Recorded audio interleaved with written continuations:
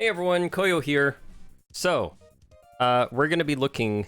I'm sorry, I was a little close to the mic there. We're gonna be looking at ranking all the Final Fantasy and Chocobo games I have ever played. Now, there's like one game missing, but I'll just say this is Chocobo's Dungeon Everybody Edition, the Everybody version.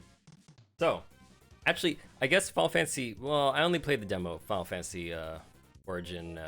Whatchamacallit, the Kill Chaos game, whatever it was called. But since I've only played the demo, I can't even give a proper opinion on it. All right, so let's get started. I've organized these ahead of time, kind of by like spin-off and like or games within itself, as well as like something to do with the related release date, almost like so things within a series, like Final Fantasy VII having like 4 games here, right? I've played, and then Final Fantasy Tactics kind of happened between me playing 8 and 7, stuff like that. So maybe it actually happened after, but I don't even remember anymore. So with that in mind, let's get started, right? Just so you know, this is just my opinion, and anything that goes up here is 100% opinion. Like this is like this is the cheat. This is the cheat zone. I don't care what flaws exist. I do not care. It's going here whether you like it or not. So just ignore this if you want.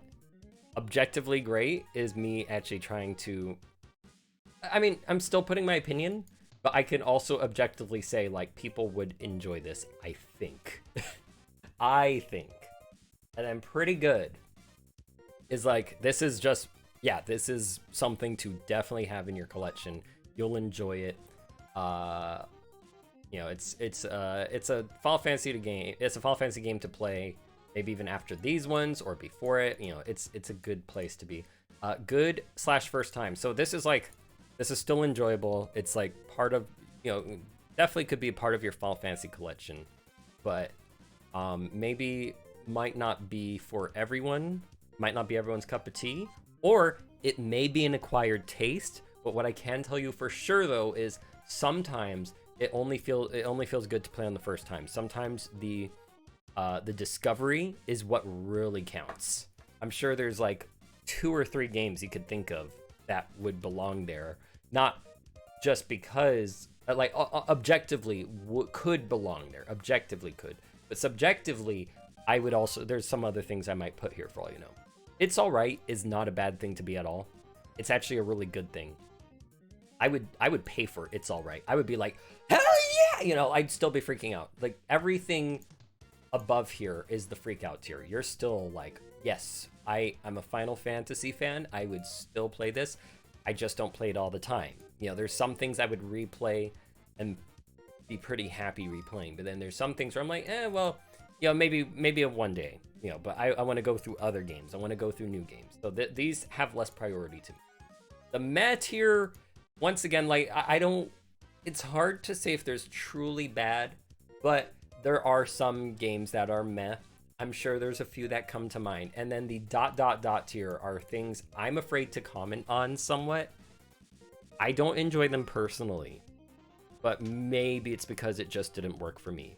But for me, it wasn't enjoyable. That's just all I'm saying. I'm not saying it's bad, because one could even say, now, if I were to skip Final Fantasy 1 and go to a certain game, one could easily say maybe, oh, well, I did not like this game at all, right? But there's some people who do. So that's just putting that out there. The games that are here didn't play enough or barely played. I have dabbled. Final Fantasy Tactics, and this is based on how much I've dabbled, but where Crystal Bears is barely. Like, I started the game, barely got past the first screen because I just got distracted and then I forgot. Where Final Fantasy Tactics, I actually did do a few missions in this, and I already found it really cool, but I have to refrain my opinion. Let me just take off my wrist for a second here. But I have to hold my opinion because, like, while I thought, like, hey, I love job class systems, the only thing I'll say is I thought it was a little bit, like, cool but weird also that they would tie certain classes to certain races. Like, that's a cool thing. It gives more uniqueness. so that it prevents everyone from being samey in any shape or form, right? And that's really cool balancing wise. But at the same time, I was like, oh man, but I wish I could be a monk, right? You know, stuff like that. So, you know, little things. A2, I played only a little bit of, not even as much as, you know, Final Fantasy Tactics Advance, and then Crystal Chronicles, I only maybe ran around a little. I remember like beating up a few enemies, that's it. I only got to play this single player, so I've not had the true experience, so I refrain from giving any opinion. So, okay, all right, good. Never played, obvious, you know, everything in this tier. Now, since some games are listed with, like, you know, since they've listed some of the remastered or 3D versions of games, like 3 and 4, I decided to put the original 3 there because I've never played the original 3. I would put it there if I'd played Pixel Remaster, but I haven't played Pixel Remaster, so I don't know jack about 3, so I can't even say anything about it, because the 3D version does have some significant differences. All right, so with that in mind, I think we're ready to start. I guess, okay, one brief thing. Final Fantasy Legend, I've played Sword of Mana. I enjoy it. But Final Fantasy Legend is apparently pretty different, even the remake version of that, so since that's not here on this list, and yeah, it's considered a Mana game, which, yeah, it pretty much is. Yeah, that's it. All right, so Final Fantasy 1. Now, for Final Fantasy 1, I'm surprised they did not put the Dawn of Souls version, but even then, even regardless of that, actually, let's change up the music. Let's put this options menu music. So, Final Fantasy 1. I've never played the original. I've never played the PlayStation 1 version. I've never played whatever other version. I've played the Game Boy Advance version and the PSP version. And I've heard from most people those are the superior versions. Pixel Remaster is something closer to the original, where you had MP charges and all that stuff. Except there's some improvements like having ethers. You're actually able to heal your MP in dungeons and all that kind of stuff. And that sounds really cool, but I've never played that. So do know that this is specifically for the PSP and Dawn of Souls GBA version, because that's what I've played. And I think it's pretty good. I won't give it objectively great, but just a little fun story about this. I got, what was it, when I played this, I had my wisdom teeth out, and my friend had lent me, he stopped gaming entirely because he was going to the army, and he gave me a good chunk of his game collection. He was giving it to like different people, and Final Fantasy 1 and 2 Dawn of Souls was one of those, and I had gotten out my wisdom teeth when I decided to play it, and I was on morphine, and for some reason I was really freaking addicted to this game. Oh, you know what? I just realized I forgot to remove myself from the, you know what? I could stay there, but let's just, boop, there we go. I'm gone from the bottom of the screen. Okay, so Final Fantasy 1, though, I was really addicted to it. Like, somehow, I guess the morphine or whatever they put me on, I think it was morphine, I don't remember, but it made me super hyper, like, I was hyper focused, and I got through, like, within that day, I got through, oh my gosh, almost all of the game. I don't know how I did it, but I was really lucky. I was getting the drops, and I don't know, I had a really good time. I played Red Mage, White Mage, Monk, and Thief, and yeah, that was a lot of fun for me. Just to put out there, I would put it in objectively great if I could also include the Final Fantasy, what was it, Ludwig's Final Fantasy 1 class system. I forgot what it was. Final Fantasy 1, no.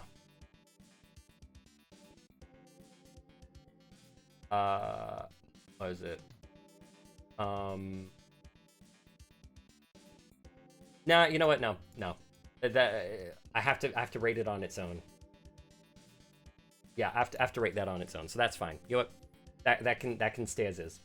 So Final Fantasy 2, just to put it out there though, there is a really cool class version where it has like more classes. I think they called it, I forgot what they called it, but just look up Ludwig Final Fantasy 1, Lewdig, and essentially you get like 12 classes instead of 6, and they're revamped and everything. So some of them function differently. They have new nerfs and buffs and new spells and skills. The monk type classes are able to do so much more. Like, little chi shots and a little pummel attack and all this stuff. It's really awesome. I really like that. That's definitely worth playing after Final Fantasy 1. So, Final Fantasy 2. Oh, and pretty good is just like, as I said, like, it's enjoyable. I don't think it's bad at all. It's replayable. The story is decent. It's a typical Dungeons and Dragons like story in a way, because that's what it's based off of. But Final Fantasy 2, yeah, that goes here for me, unfortunately. I've given this game multiple tries. Once again, Game Boy Advance version and the PSP version, and I just could not get into it. I really tried, and I don't know what it was, but the keyword system and I guess the way progression works, sometimes I wasn't able to like, I remember I got to rank 3 with like, weapons and a few things, and then it wasn't moving. I was like, do I have to get a better weapon to load? It's a little bit confusing, almost, but at least for me. Maybe I don't know. I go stupid mode when I play the game, I assume. But the most I could say that is kind of cool is this came out 1980 something, 88, I think, 87, 88, and Elder Scrolls, it came out like 1994, apparently, the first one. And this is before, like, I don't know what other Western RPGs already did this at the time, but it's more common there. Maybe it's not. I'm stupid. I'm sorry. Don't even quote me on that. But you were basically, any weapon you used, or anytime you took damage, that would actually increase that related stat. So attacking would raise your attack power as well as your mastery of that weapon style, and taking hits, you'd get more HP and more defense, that kind of thing. That was kind of its gimmick. But otherwise, yeah, I couldn't appeal to it. Final Fantasy 3 on DS. So this was also from a friend who stopped gaming, and I'm between it's all right and meh. The problem is I stopped playing this one. I played into it, but I don't know, I just couldn't bring myself to get through it. Shame on me, I know. I like the job class system, but I also think that, some of the mechanics with it are a little bit like, I don't know why they'd put like, when I get to Final Fantasy V, like, they just basically, they did everything I wanted, right? But I already had played 5 before 3, and maybe that's why I didn't enjoy 3, but I couldn't really get behind it, the story or anything. It didn't hook me. I don't really have much to say about it, unfortunately. Final Fantasy IV. I think I'm between pretty good and good slash, I would say good slash first time. Because there's some personal things for me. I love the story, first off. I really like the story. It goes all over the place, and I love all over the place. But at the same time, oh, and I also like that the characters were, what was it? You didn't choose your job classes this time. Now, of course, I played these games in reverse. Final Fantasy VII was my first game. Then I played like 8 maybe, and then Tactics, and then 9, or maybe I played 9 and then 8. I don't remember which way that went, but I know Tactics, 8, and 9, like anything on the PlayStation I had played.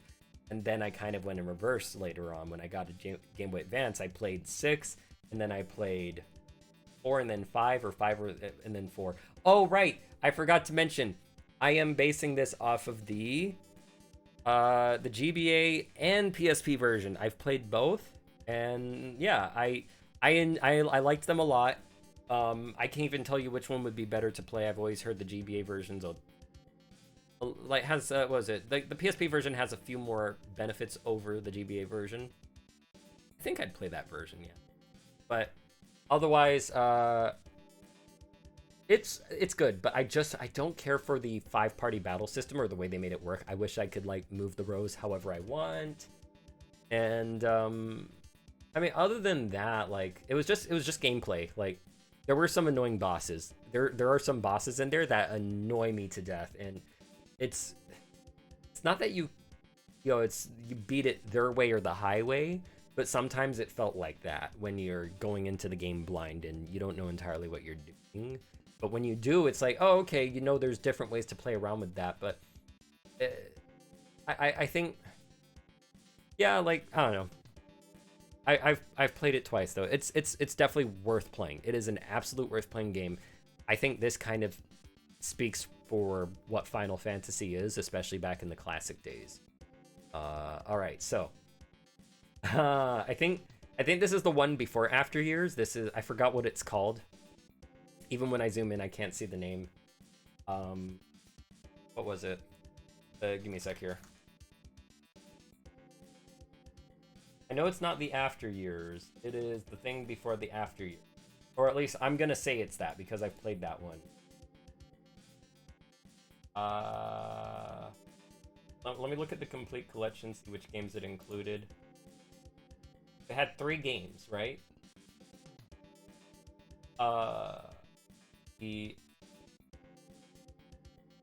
Where is it?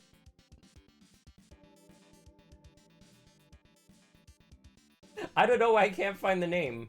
What the heck? There's an in-between game. It wasn't just called the After Years. There's 3 games, right? Or am I imagining it? Oh, I guess it was just the After. No. Interlude. Okay, I think this is Interlude. So, Final Fantasy IV Interlude is literally just, that's what it's meant to be. It's meant to be how things get to After Years. What are they doing after? And, I mean, okay, I'm kind of cheating with this one. I think it's all right. I personally enjoyed it, but I just thought it was also, like, if you get the PSP version, you're getting this anyway, so you might as well play it, right? But I was interested in knowing, yeah, what were the characters up to, and they actually showed there were some other character, like these characters meet, other characters that kind of play a role in shaping who they become, stuff like that. But it was okay. I didn't think too much of it though, to be honest. It was short though, which was pretty cool. But I think the thing I enjoyed was some of the battles were really interesting in how they played out. Particularly in Edward's story, there were some interesting battles because if you consider Edward, he's a bard character. His damage potential is not really the highest until you get like the ultimate weapon in the original game. But so you had to play around certain strengths of what party they gave you. So it was more like a puzzle battle game, I kind of like to call it. But oh man, I played this so long ago. I've never played it again in the longest time. So I'm probably just speaking out my butt here, only off of what I remember in my mind. But I enjoyed it enough. And also After Years, unfortunately did not play through all of this one. I kind of stopped midway. I still enjoyed it more than 3. I'm going to be honest with you. So that's why it's going here. I think it's all right to play, but I don't know. I couldn't. There was something. There was something missing for me. Like they added some cool, like some cool little team up mechanics. I remember that, and I'm always a fan of like taking. Say if like, how do I put it? Oh yeah, so I have a background in like, playing Devil May Cry, a lot of hack and slashes, combo-y games, Bayonetta, all that stuff, and also fighting games. A huge history of fighting games until I had a falling out after helping with the development of Beast Fury back in the day, as Casual Combos, my old channel, and I was a QA tester for that. But yeah, I don't know. I kind of stopped getting into fighting games. I didn't really care much for esports. I have some opinions on that I'm not going to share at the moment, but there's a concept I like that relates to After Years that I will say I enjoyed this aspect, and that's when you take 2 characters and you combine that and you make a hybrid out of that, right? So in this case, referencing to Fatal Fury, Mark of the Wolves, you have Rock Howard, who is a combination of these 2 characters. Harry Bogard, you might know him from, you might recognize him from Smash Bros. He's from Fatal Fury, and Geese Howard, the villain of Fatal Fury. And you have a character who plays like these two characters, and I always found that really awesome and fascinating. And After Years has some of that. You have, the main character is a combination of these two characters, so he can, do some. He could do a little bit more than what his father can do in terms of like the magical aspect, and I like that. I get like hybrid characters, but I don't really have any memories. Okay, Final Fantasy 4 DS. Yeah. So I prefer the PSP version over the DS version, but of course the DS version I'll put over these versions. It is harder. It actually is indeed harder, as most people say. But I don't know. I still found it kind of interesting. Some of the changes in there were like being able to switch out certain abilities. Let's also, speaking of switching out, let's switch out the music. Oh yeah, I like that. Okay, so you could switch out some abilities here and there to kind of, I don't know. I mean, it wasn't too crazy, but let's just say you could do a little bit more than what you could in 4. You get a little bit more to play around with here. But there's some balancing stuff they did, and almost against your benefit in making the game a little bit tougher. I'm not sure why, but what I do appreciate was there's voice acting. And as an English voice actor myself, I like that. So, I was just like, hey, this is cool. I've always wondered, how would these characters sound, or what would they envision, at least for whoever they got as a voice director? What would that voice director imagine they sound like? And some things matched up for me, so I was like, yeah, that's cool. But otherwise, yeah, I mean, I don't have too much to say about it, to be honest. Final Fantasy V. I would say it's pretty good. I put this above Final Fantasy 1. I mean, there's just much more to play with. Story-wise, coming back to it, I used to really like the story. Now I'm like, yeah, it's good. It's not anything crazy, but it has its moments. It's really cool. But I think the job class system, oh my gosh, I had too much fun with that. I remember grinding on my Game Boy Advance and just playing, and I was under the bed sheets back in middle school, playing late with Final Fantasy V, gaining AP for those job classes. Like I don't know what else. Like gameplay wise, I really enjoyed it. There are some hard bosses in there too, but I don't know. I didn't feel they were as unfair as 4 for me personally. I managed to get through some of those bosses, and yeah, they have some good. Like, see, that's the thing about Final Fantasy. At least once they got to, for me, 4 through 5 and 6 and stuff, like anything from the SNES era, it really felt like they were trying to brain tease you. They were throwing these interesting bosses like, oh, if you attack during this moment, it's going to counterattack, so you better watch yourself, right? Or, oh, you have to attack with these specific elements here and there, and like I said, it was just interesting stuff that really had me thinking, like, okay, how do I lost, but how do I better myself? Should I grind up this class? Should I make everyone a black mage for this battle? Should I have a few red mages? That kind of stuff. But I think the best part, and this became like, oh man, Final Fantasy V, there's a little bit of subjectiveness for this, and it's called White Mage Monk. I loved that you could take a white mage, take the barehanded skill from the monk, and they would just, they would punch the enemy for so much damage. And I liked that, because I was like, oh my gosh, I can have a class that really doesn't do much damage until they get, like, I don't know, the holy spell or whatever. And all of a sudden, now they're fully capable, right? So White Mage Monk became a really big thing for me. In fact, my original avatar design for Coyoda, so it featured what I envisioned as the White Mage Monk, which is, sleeveless coat with, little the White Mage red triangles, and like the White Mage look, but a sleeveless red coat, kind of a delinquent, bandages.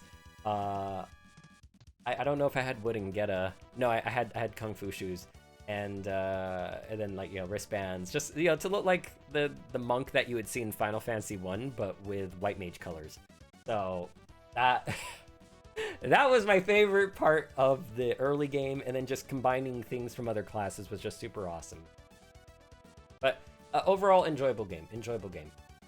Final Fantasy 6 though, oh my gosh. Now, I don't love it anymore. I used to love it, and then I played it too. So for me, it's going in objectively great. This still is basically an A, but I can't pull it into my heart anymore. Well, it's not that I can't pull it. The story is really good.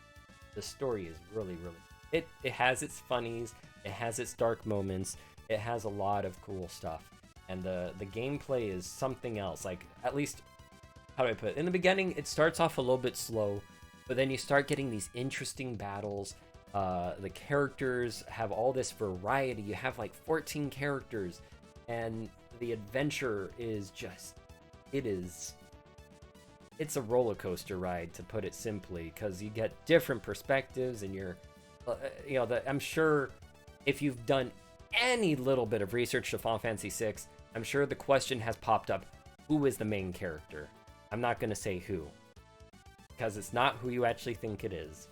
But more than anything, I'm sure the biggest thing anyone even knows about Final Fantasy VI, because you could play Dissidia or this or that or Final Fantasy XIV, Kefka. Kefka is, he is top class villain material. Oh, so good, so damn good. But otherwise, the only reason I can't love it anymore, and it's not just because I might have burnt myself on it playing it 3 or 4 times, but mainly because and the music is incredible. Let's also get that out of the way.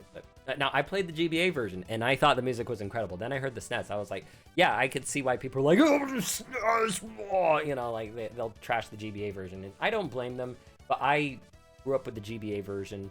That was my experience, and I still enjoyed it. I got to have the sprint button, okay? And that sprint button is godsend for me, okay? I tried playing the SNES version, and I did play it, but I can't. I've been spoiled by the sprint button. I'm sorry, but I don't.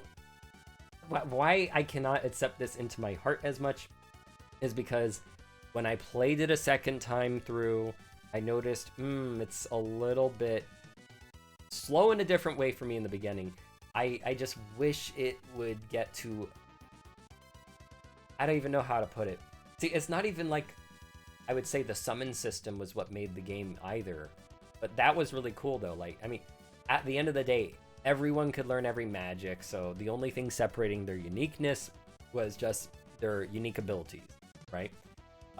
But even then, that the growth factor was really cool, and I don't know. I mean, it's a really good game. Like, this is a must-have. Final Fantasy VI is a must-have. That's all I'll say, at least. But I don't know. It's lost its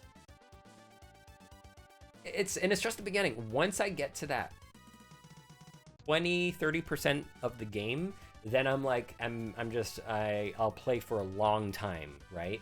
But I have to slug myself through the first part, and I know that's not fair, but I'm not feeling it, and it could be negative. What is that called? Negative energy.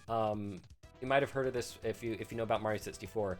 The negative energy for when you get to dry world. That place is where some people might just put the game down for a bit, right? And I kind of get that with the beginning. It's very odd. So this is just a me thing. That's why this is completely opinionated. But Final Fantasy VII, that's going right in here.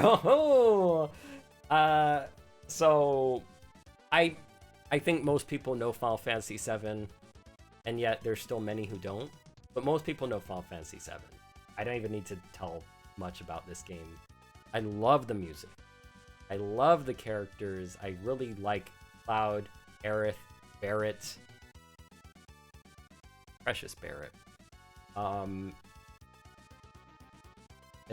Yeah, Vincent's kind of sexy, you know, and so is Sephiroth. But so some people say like, oh, but Kefka's better than Sephiroth. But here's the thing: so Kefka, it's like both Kefka and Sephiroth are tragic villains, right? Except with Kefka, we only know his madness, but we never saw how he kind of went to that madness. Like we get a brief moment of it, but or even where we get told about it, but you don't really get to embrace who that person was before. And maybe it's unfair today. I think it's unfair today because Final Fantasy VII got to have different games to further expand on the fact that Sephiroth used to be kind of cute. He used to be an actual good-hearted person. Oh wait, oops, spoiler. You know what? No, if you haven't played the game by now, shame on you. Shame on you. I put it here. You should have played the game by now. So yeah, I know I'm cheating. So, regardless, Final Fantasy VII, I don't know. Maybe it's also because, and part of it is my first Final Fantasy VII. It is my first game. Wait, it's my first Final Fantasy. So it just gets brownie points just for that. I'm sorry, that's just how it is. I'm cheating this in here. But I think the material system was really fun. All the customization you could do with it. The characters were very fascinating. The world was very fascinating. The world blew my freaking mind out of the water. Like, I'd only been coming from Super Nintendo. I don't even know if I had a 64 by then. I knew that, like, this was my first video game on the PlayStation 1. I had played, you know, Super Mario All-Stars was my first game ever on Super Nintendo. But PlayStation 1, this was my first RPG ever and my first video game ever on the PlayStation 1. You can bet I was freaked out. And friends would come over just to watch me play. And I don't know. That always was strange to me. I was like, why don't they want to try the game too? I don't get it. But I even like, yeah, I don't know. It's Final Fantasy VII. What am I supposed to say? The limit breaks were really cool. Characters were fun to play as. Sure, they got rid of the whole like recognizable jobs, and you know, in place of materia, they could kind of, you know, shuffle people how you want. The only thing separating them was limit breaks and status, and stats and all that stuff. But the experience was where it was at. The entire experience, you know, like, oh man, when I got to Wutai, holy smokes, I was just blown off my rocker. Because my only... Yeah, actually, now that I think about it, I didn't even know anything about Japanese culture until I got to Wutai, I think. Besides, like, having been, what was it, my uncle got me, my mom, and my sister into anime really early as a kid. But even then, Ranma 1/2 was my first anime, and I even think, like, you know, that lets you get a look at modern life, but not, you know, like, more of a older time of Japan kind of life, you know, and that Wutai is that. It's so cool. Oh man, but Midgar. So, remake I put after FF7. I like remake. So, here's a big thing for me. Here's a very big thing for me. Why is it here? So, as I said earlier, I have a huge background hack and slash Devil May Cry like stuff. I love my combos. Fighting games are also a big one too. So, one, I already liked the combat. I was able to sink my teeth into something that actually, like, it felt like it had some depth to it, and it was really cool. And then the graphics, okay, yeah, I played on the PS4 first, now I'm playing on PC, and I'm enjoying it even more. But even on the PS4, I was shocked. I was like, how are graphics like this possible when other games before this felt like they were struggling almost? What the heck, you know? Like, there were only a few games that had graphics that truly shocked me on the PS4, where I was like, how is my normal ass PS4 not Pro? How? But story-wise, here is the big thing. Here's the big thing. So I also like Trails in the Sky and Trails of Cold Steel and Xenogears. I like when a world is really explored, you see how the people live, you see what they go through, you get to learn. You get to learn a whole entire thing about the world, right? You get to really sink your teeth into the lore, right? And when you expand on my knowledge of a world, right, that I'm already familiar with or know about, Oh man, and that's why I like Trails of Cold Steel and Trails in the Sky, because they all exist within the same place and they expand on each other. You learn more about this big grand world, how their orbital technology plays into a big part of their entire being, like, you know, what was it, mechanics and, you know, like all sorts of stuff, right? Daily life. And Remake gave me that. Remake gave me that expanded world. I wanted to know, beyond just talking to an NPC and being told stuff, right? I wanted to know more, and those side quests they put in, and all those expansions that they added to Midgar, really, like I wanted to know what it was like, right? And I got that. I got to know how some characters were living on the upper plate and under the plate, under the rotting pizza, right? So, like, just seeing all that and experiencing all that, wow. And I've been playing the game again recently, since the Steam release, and yeah, that's all I have to say. Like,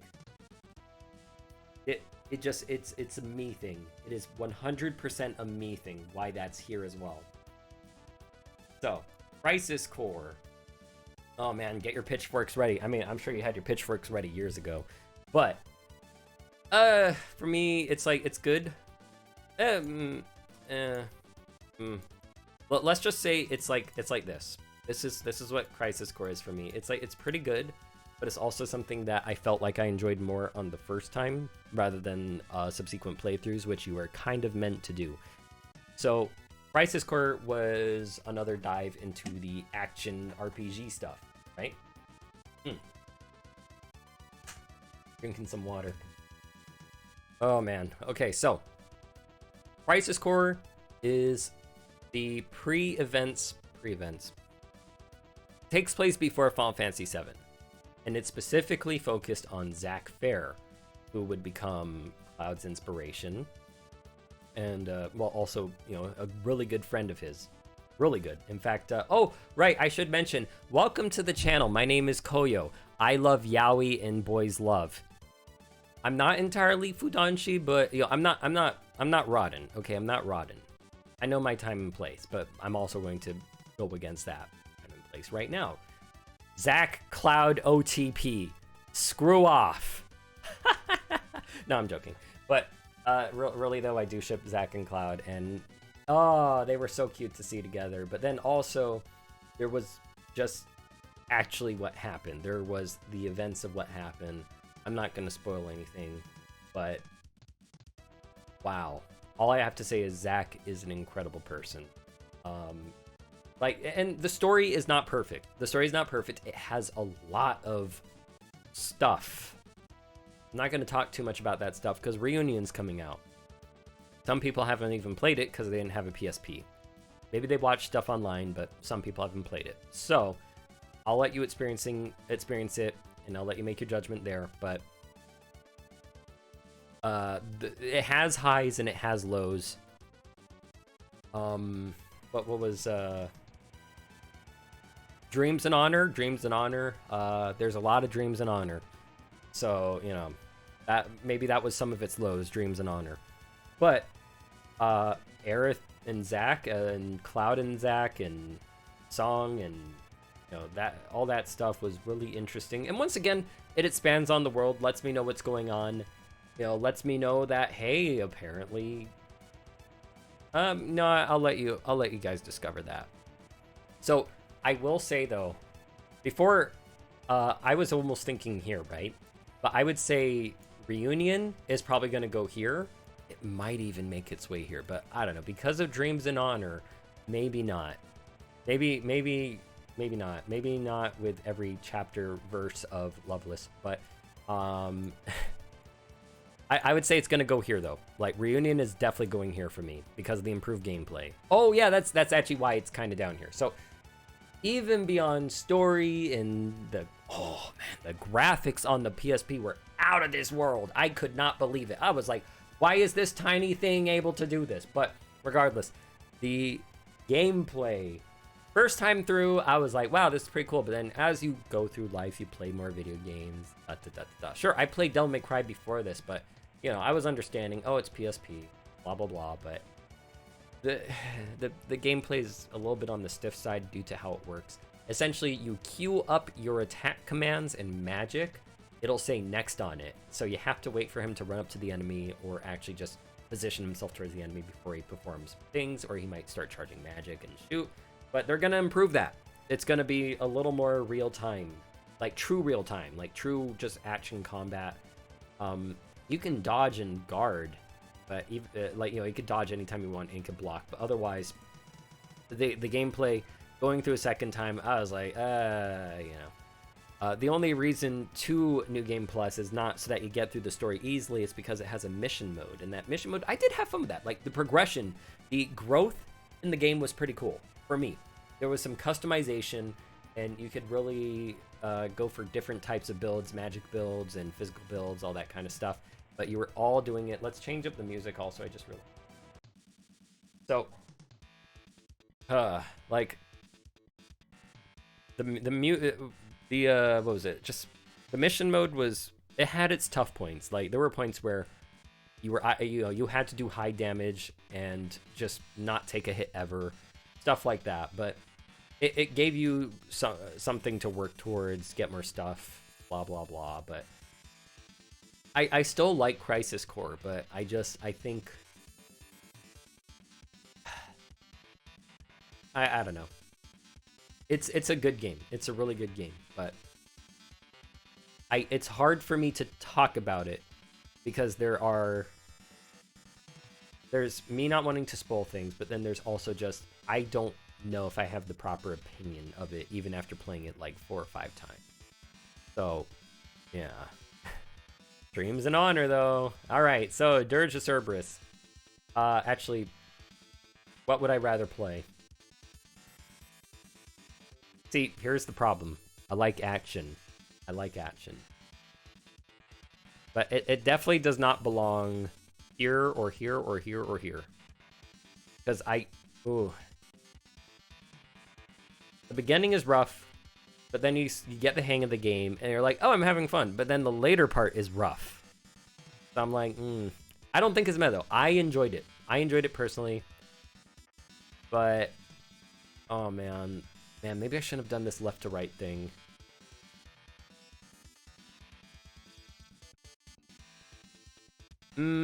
Yeah, maybe. See, Final Fantasy IV PSP version is up here. Okay, let's get that straight. But Dirge of Cerberus, I've played this twice. Actually, I've played this once, and I was playing through a second time, and then I stopped. But if you manage to make the mouse keyboard thing work, it's pretty cool. It actually is pretty functional. Or if say you have the physical game, right? You can take your disc, put it in your computer, play it on an emulator, and modify the controls more than it lets you with the control options for PCSX 2. Then the game's even better. So I will say, since I did that, because my PS2's laser broke down, I was like, well, shoot, how do I play my PS2 games? Oh, I can apparently emulate them by just putting the disc in my computer and playing. And yeah, I had a better experience than most people. So I don't know. But I enjoyed it personally, but at the same time, it was pretty jank. It was a little bit weird and odd. Because they should have just made this Devil May Cry. I know. I am being a butt right now. They should have made this Devil May Cry. They should have just went all in. They should have made it so you could do launchers, jump up, beat the enemy up, shoot them in the, you can almost attempt to do that, but it doesn't really work that well. I tried, but they should have made this Devil May Cry. They should have. So just moving on. I mean, the graphics are good. The graphics are actually really good. I will say that. The graphics look pretty crazy for PS2. But moving on, Final Fantasy Tactics. I love it. So, what gets me in the story? What gets me, right? This was my first tactics RPG ever, by the way. But what gets me in the story? Political strife. Religious corruption. Classism. Like, controversial. Well, not it's not really controversial, but things where like criticism stories. Oh my gosh. And Final Fantasy Tactics hit it really hard, where like they, oh my gosh, it's, where do I even start? Ramza being caught between those who have and those who don't have, political corruption and religious corruption, like just like, oh the freaking stones and the, oh my, oh no, I don't even want to spoil much of Tactics. I just, oh man, the only thing I will say, see, I would put it in either objectively great or pretty good, because here's the thing, if you go through just the story, you'll be fine. But if you get a little bit too explorative, like, it's okay to get explorative, but if you go way too far out from the objective, you'll run into like red chocobos and they will murder you. They will just summon meteor and that's the end of it. You're done. You don't, no, just no. Gameplay wise, it can be challenging at times here and there, but there's easy ways around it. It's called Sid. It's story mode and Sid. That's all you have to do. But on another note, the job class system, I loved it so much. And the music, oh man, the music. And anti-paretic. Oh wait, I'm singing music over music. But that song, I always listen to it every night and I love it. But the job class system was more customizable than Final Fantasy V. You're able to get different abilities and completely customize up your characters. Put some equipped sword on a white mage and then combine that, give the white mage black magic, or dare I say, give him the orator's abilities, the talk skill. I think the orator did the talk. No, that's the mediator. Yeah, give the mediator's talk skill, or give the mathematician skill. Oh man, give a black mage mathematician skill, and if you know your math, you're good to go. I don't really need to know too much math, but yeah, mathematician's overpowered. There was just a lot of fun stuff. Ninja, oh my god, Ninja was fun. Samurai was fun. It's a great game. That's all I'm gonna say. Just if you want to try Tactics RPG game, try Final Fantasy Tactics. Pretty awesome, especially with a good story. If you want a great story, Final Fantasy Tactics. World of Ivalice was, I got introduced to the World of Ivalice through Tactics. Okay, Final Fantasy VIII. So, oh boy,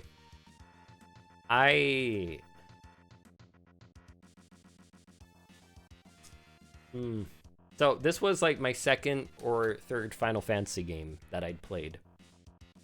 And I'd played a lot of the demo before it, but man, I'm between It's Alright and putting it here. Or, yeah, here over the DS version, or here. The first time through was actually really magical for me.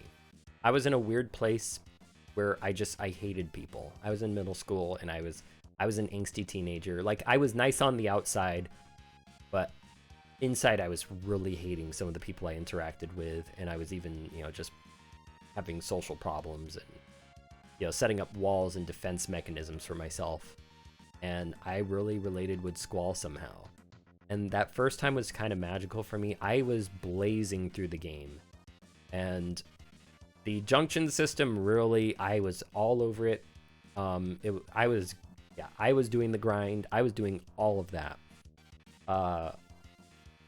And yeah, like the first time through was amazing. Laguna, that's all I gotta say. Laguna was, I love Laguna. He's a fun character. But otherwise, like now, I've tried. I tried doing the game a second time. I tried a third time, and the third time I got a little further in, but so where Final Fantasy VI, like the beginning kind of drags a little for me personally. Final Fantasy VIII has a lot of those moments for me now. I don't know why. And the gameplay has some interesting gimmicks. Like little limit break stuff, as well as Squall's trigger command, and the junctioning stuff can be pretty interesting for you. You could really optimize and maximize your characters. And I think it's kind of like a fighting game where that discovery moment in the beginning is incredible. Like when you start figuring stuff out yourself, it feels amazing, right? And you're just, wow, you're making strides. You're realizing what you can and can't do, and there's a lot that you can do, and that is a really fun thing, right? But now, I don't know, it could be because as we grow up, our bodies change. Our molecules are constantly, our molecules are constantly changing and dying, and we're not who we were 5 or 10 years ago. I'm not who I was in middle school anymore. And I think because I don't have as much time these days, maybe that's why I'm not enjoying it as much. But there's also, character-wise, there's some stuff in there where I'm like, could be better. So, I can't speak much for this one anymore, but it's just, kind of hits flat for me. But I will say Squall Cypher was definitely a thing in the beginning. Yes, I just threw that in. I don't know. I see a certain chemistry that's there. It's not explored as much though, unfortunately, but Zell kind of notices it. So, I don't know. Final Fantasy IX. Ooh, this is tough. I want to say I love it, but I also want to say objectively great. And I'm putting that above 6. So, Final Fantasy IX. Oh my gosh. This was another early one for me on the PlayStation 1. Like I said, I don't remember if I played 8 or 9 first. And here's the funny part. I actually didn't like the music as much in the beginning. I actually like it a lot more now. But back when I played on the PlayStation 1, I got to disc 3, I think. And then I just kind of stopped. Now I've come back to it, and yeah, holy smokes. I did not know what see, if I had not beaten it up to that point, it would have been like here, right? But now it's like, okay, no, this is incredible. The story, I think the biggest thing for me in this game is the story, and it is, wow. It does a lot of things right for me, but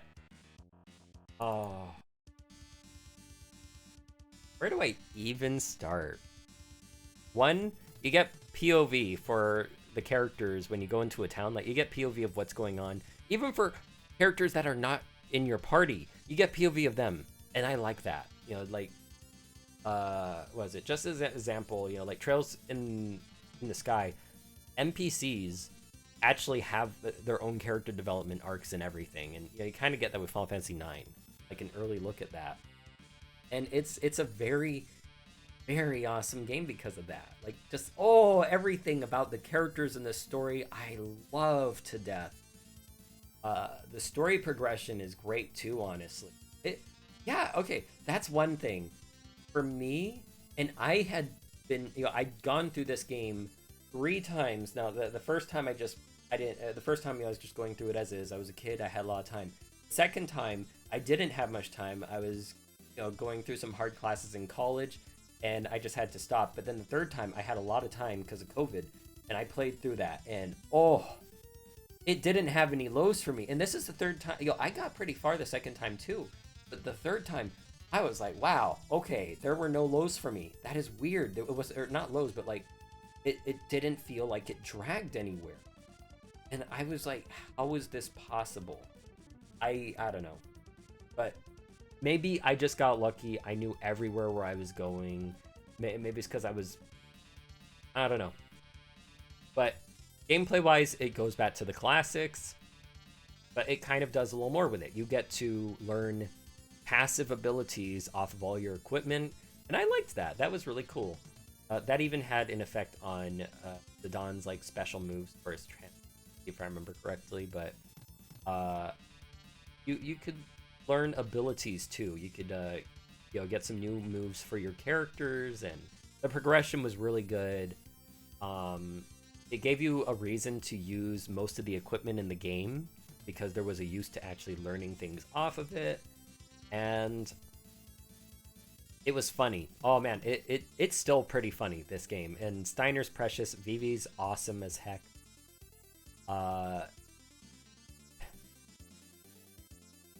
Yeah, like I don't know.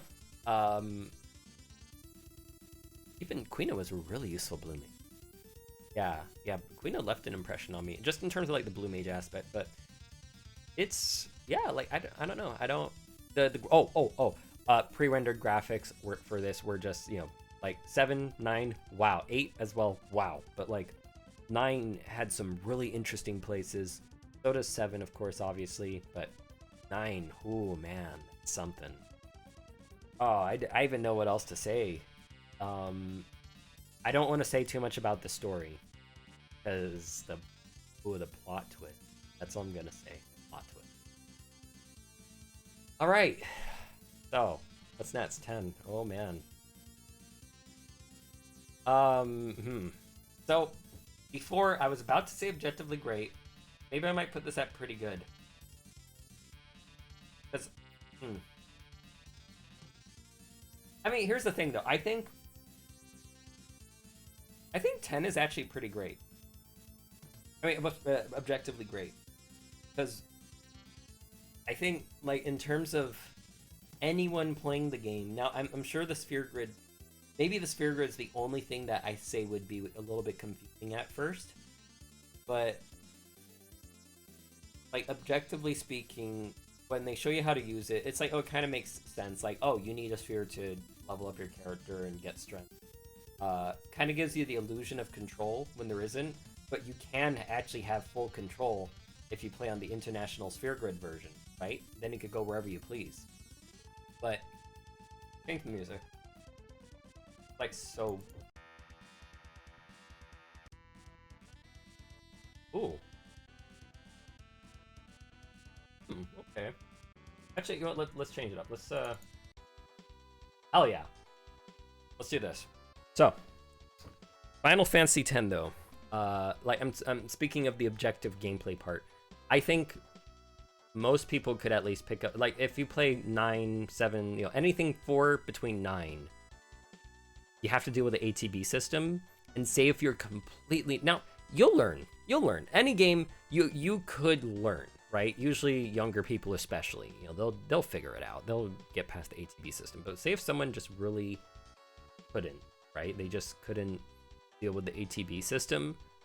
Final Fantasy X could theoretically work for anyone, and they give you a tutorial in the beginning and everything. They teach you what to do.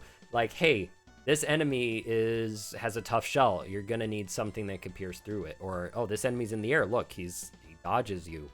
But if you have someone who could toss a weapon, you know, or, you know, if you have a person who's good for sniping, has good accuracy, there you go. Or, oh yeah, this enemy can't take physical damage as much, so you're gonna need to rely on magic, and the right kind. If you use the wrong kind, you might heal it. It's a really good beginner's game, honestly, in that aspect. It really helps to introduce Final Fantasy, and the funny part is, yeah, it was on the PS2, the first Final Fantasy on the PS2. And you know what should be here? The bouncer. That's the true first Final Fantasy on PS2. I'm just joking. But no, Final Fantasy X.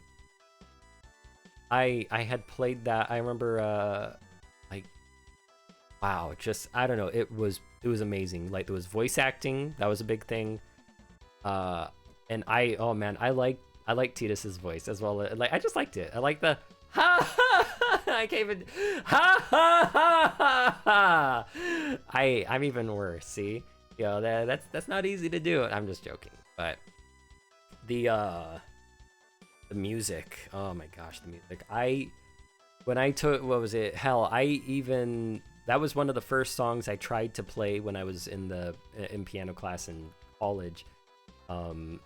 After like going from the jazz band and stuff, and you know, when I was first learning to finally play the piano after so many years of playing the sax, I was like, I have to play the Final Fantasy X theme. And yeah, actually, it's actually not too hard of a song to learn. But the music's great. Let's just say this: the music's great, and the gameplay is simple to get into, and you're able to plan and think about things too. I wouldn't say all the characters, I wouldn't say all the characters are great, but I will say Waka and Riku, what goes on there. Wow. Oh my gosh. And remember, I said I like, stories where there's, like religious corruption, political strife, and conflict. And, in this case, Final Fantasy X goes into racism. And it's really interesting. Like, there's a lot of good points brought up in there. And, there's a lot of games that'll go in that. But oh man, Final Fantasy X did, there was some really cool things that they did, where it even goes into history. It's like, oh, well, because of this history, that's you guys' fault. It's like, what does that have to do with me? That kind of thing, right? That I'm not whoever these people were before. Why do I have to apologize for something that has nothing to do with me? I'm not even doing that. We're not doing any of that, right? But there's a lot of good stuff. I don't want to spoil anything. I'm sorry if even that was spoiler, but I was just giving a general example from something else entirely. An anime, in fact. But oh man. Like, I'm so sorry. I've just been trying to put it all together. I had the note, I had this all in my head. But yes, environment. Oh my god. I still to this day love the ever-living crap out of the environment. I want the beach era, water era, ocean era, whatever you want to call it. I want that from the PS2 and the GameCube era. Super Mario Sunshine, Destiny Islands, Kingdom Hearts, Final Fantasy X. Bring back the ocean era. Bring it back. I want to see some Islander stuff. Like Chrono Cross technically would be the first with that when you think about it. And I like Chrono Cross, but oh my gosh, bring Besaid Island, Kilika, like, gosh, and then all the ruins everywhere and all that stuff. Xanarkand, wow, Blitzball. I actually enjoyed Blitzball, believe it or not. But I don't know what else to say. I personally enjoyed Final Fantasy X a lot, but objectively, I think people could get into it, and it's linear. You don't need to worry about getting lost. Hooray! Sure, some people want to enjoy go around and stuff, but if someone's playing a game, an RPG for the first time, and they don't know what the heck they're doing, X's pretty good at that, right? Sure. Oh, but they should be reading. They should be reading where they have to go, and they should just figure it out. Well, yeah, they could, except for when you have a busy work life, and Final Fantasy X has it good there, because you just have to walk forward, right? And you might be enjoying all the details and the backgrounds and all that stuff. And not everyone wants to be a completionist. So not everyone, like myself, when I first played the game, is not going to dodge a lightning bolt 100 times. That's just how people are, and you're going to have to accept that. But objectively, Final Fantasy X is pretty good. I would put it down here, but I would also say it goes here, because there's a lot of good stuff going for it, and of course, don't even get me started with, plot twist, plot twist, plot twist, plot twist. They're good. They're good ones too.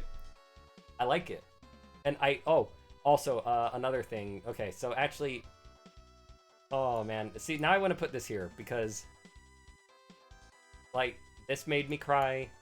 I actually had a crying moment earlier, even before the ending stuff. Did this make me cry? Yeah, this made me cry, and this made me cry. If it makes me cry, ooh. So actually, you know what? Emotionally, I would actually say Crisis Core is pretty good. It hits emotionally.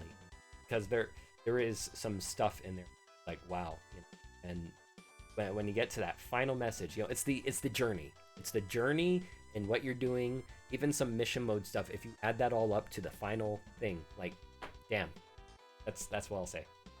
I mean, kind of here, but kind of here, but kind of here. Maybe I should just make another tier and just put that like Crisis Core tier. But Final Fantasy X too. Let's put that Oh, this one's tough for me. So, I don't know how I feel about this one, to be honest.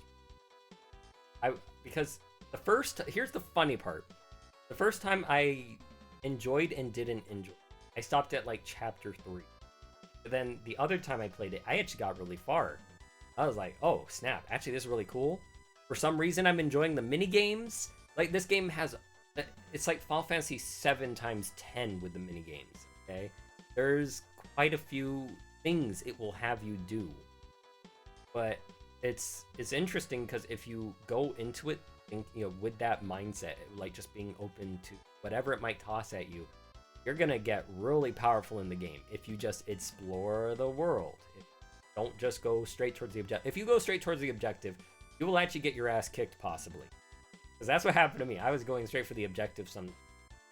Yeah, I was not prepared for some battles, and I got owned. But then, I became a smarter, older person, and yeah, I don't know. It kind of worked for me. The job system, I had to shorten the animations, but being able to switch jobs mid-combat was actually kind of cool, and I don't know, you get a little bit of customization based on the accessories or the sphere grid you're using, or the stress sphere thing you're using. What the thing you use to switch stress sphere, but it has the Bayonetta effect. What's the Bayonetta effect? When you look at what the game is showing you on the front cover or how it's advertising itself, it makes you think, oh, this is just fan service. And yeah, the clothes, dress changing aspect is kind of fan servicey. Something that bled into Lightning Returns. I think it's by the same person or at least like the same person who helped with that aspect is also the same person who got pulled into Lightning Returns, funny enough. Let's change the music. I just realized that has been going. Put this one. So, yeah, 10 minutes means you heard nearly 10 loops of that last song. This is good. Okay, so 10-2 though has an interesting ATB battle system. It's kind of exciting because rather than when it's your turn and then you act, the character will do their thing unless the other enemy did their thing before you did. 10-2, all actions take place at once, allowing you to interrupt the enemy or to be interrupted.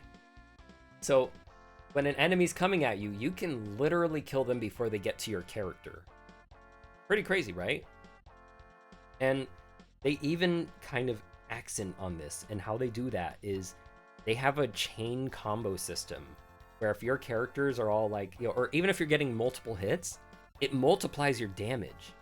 So if you're to take 2 gunners, mash the like, what was it? You have this ability called Trigger Happy, and you just start machine gunning the enemy, and then get someone else to do a really strong attack, you'll do way more damage. So it has mechanics, and they're interesting to explore.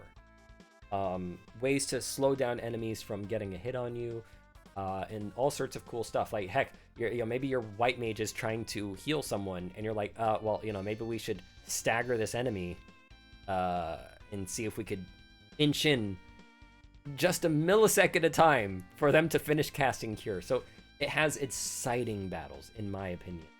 And the way they even did some of the combat for some of these jobs, like white mage cannot attack. They only have pray and white magic. So it's like, wait, what? So they just stand there and heal? Yeah, they stand there and heal. You better think. You better strategize. You can't have 3 white mages.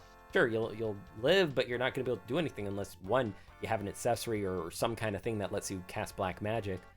Yeah, so it's fun to play around in 10-2. It has some interesting explorable. That's kind of the theme. Exploration. You're supposed to explore these jobs, master them, learn abilities, and also explore the world, engage in what's going on. Learn more about what's going on after Final Fantasy X. How are people living? What are they doing? How are they managing without certain things, right? What has changed politically? They go into that stuff, and it's interesting. I actually found it interesting, okay, personal. But I also want to say it's an all-right game, because it's not going to be everyone's cup of tea. It has some mini games that you will, like, you could just get through it as is and it's not going to hold you back.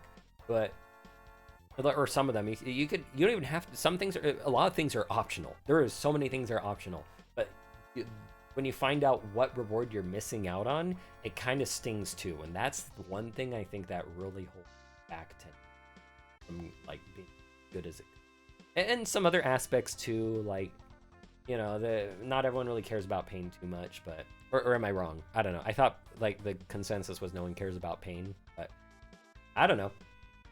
And there's some other things too. Like I can't think of what it was, but there are aspects holding it back, but there are some good ones there too.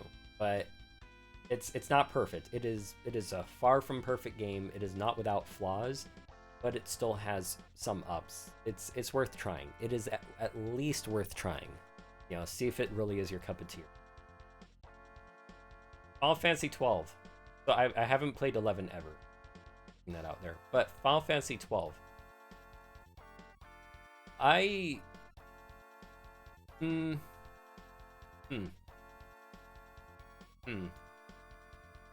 I'd rather pay.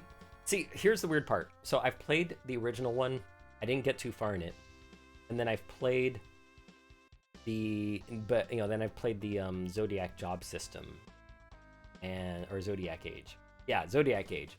And I enjoyed that a lot more. And I think it's just because, yeah, like, you're able to focus into a job class and just go from there, right? But the way this, for a lot of people, were like, whoa, what the heck is this Final Fantasy? Why do they look so different? What's this weird lore?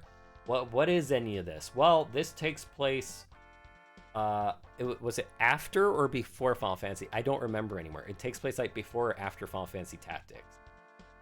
And it's set in the world of Ivalice. So it has, Ivalician lore. So a lot of people were like, what the heck is going on here? I was like, is this really a Final Fantasy Tactics? That was my first question when I first saw it. I was like, this looks like Final Fantasy Tactics, like certain parts of this, but it's like more advanced. Yeah, you know what? It takes place after. It takes place after, I think. And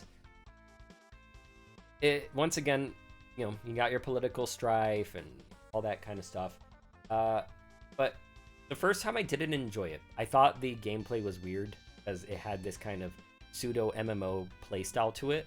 Then once I started engaging the macros, the Gambit system. Once I started engaging the Gambit system, which are essentially setting macros for conditions. If your health is below a certain point, you automatically you could set yourself to automatically use a high potion or cure.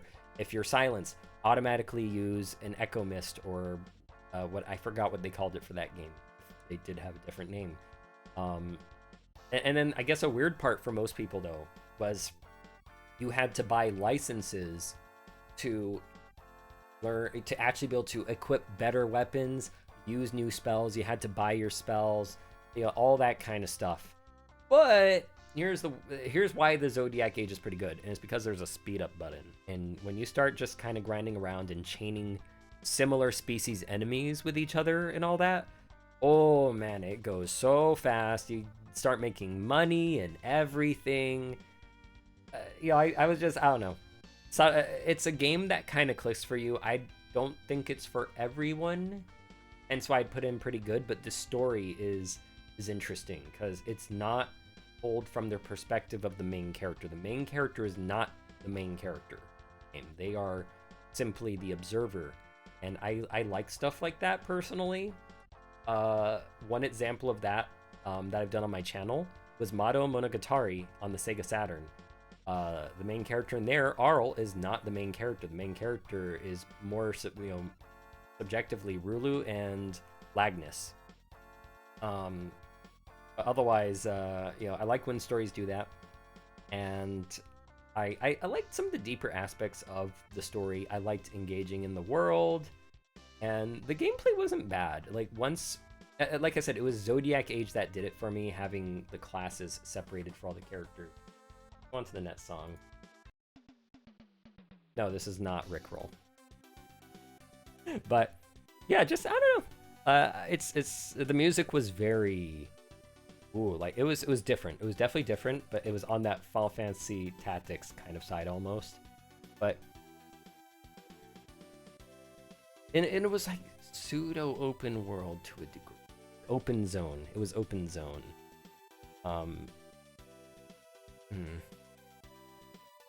Yeah, I don't know. Like it's a really solid game. I prefer to play it over 5 nowadays and 4 and stuff. Yeah. Like I'd come back to this sooner than I'd come back to these. Actually, wait.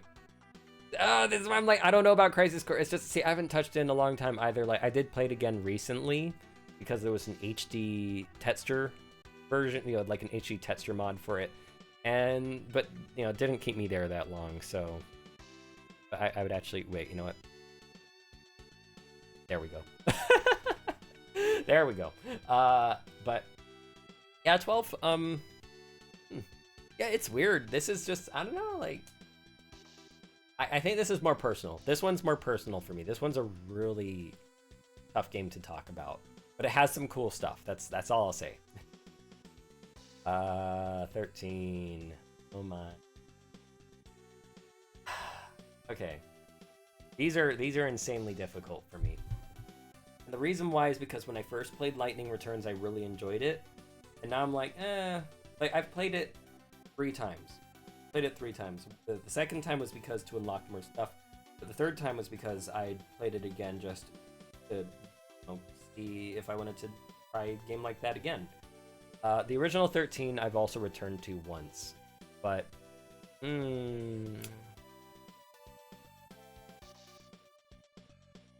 what would I rather play?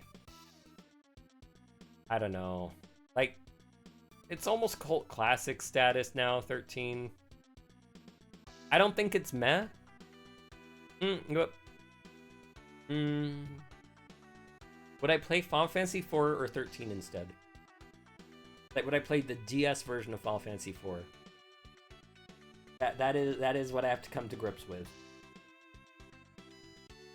Because here's the thing. Story-wise, this game was supposed to be a lot bigger, probably. But it doesn't get explored that much. And you could find every bit of lore inside the data entry book, or whatever it was called. Everything's there. And it is fascinating as hell. But it would have been better shown to us rather than just told to us. It's like, yeah, it's like kind of dry on the characters in the story. For me, personally.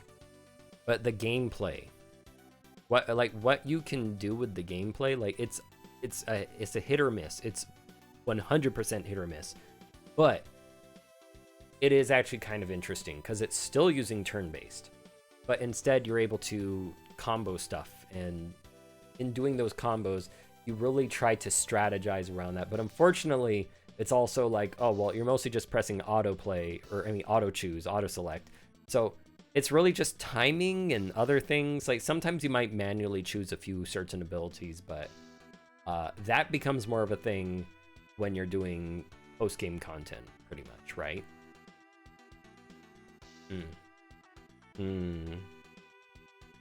Yeah, like the gameplay's good, but I don't think it's for everyone.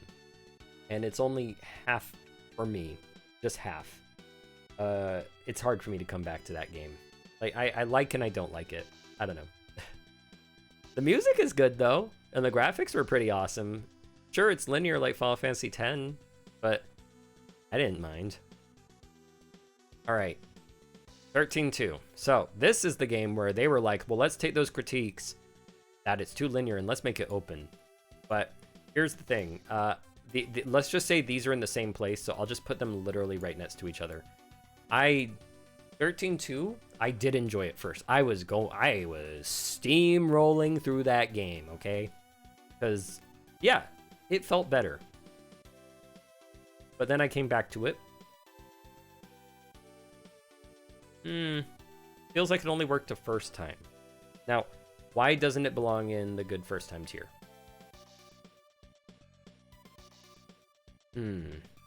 And on my opinion, not my objective opinion, my subjective opinion. For me,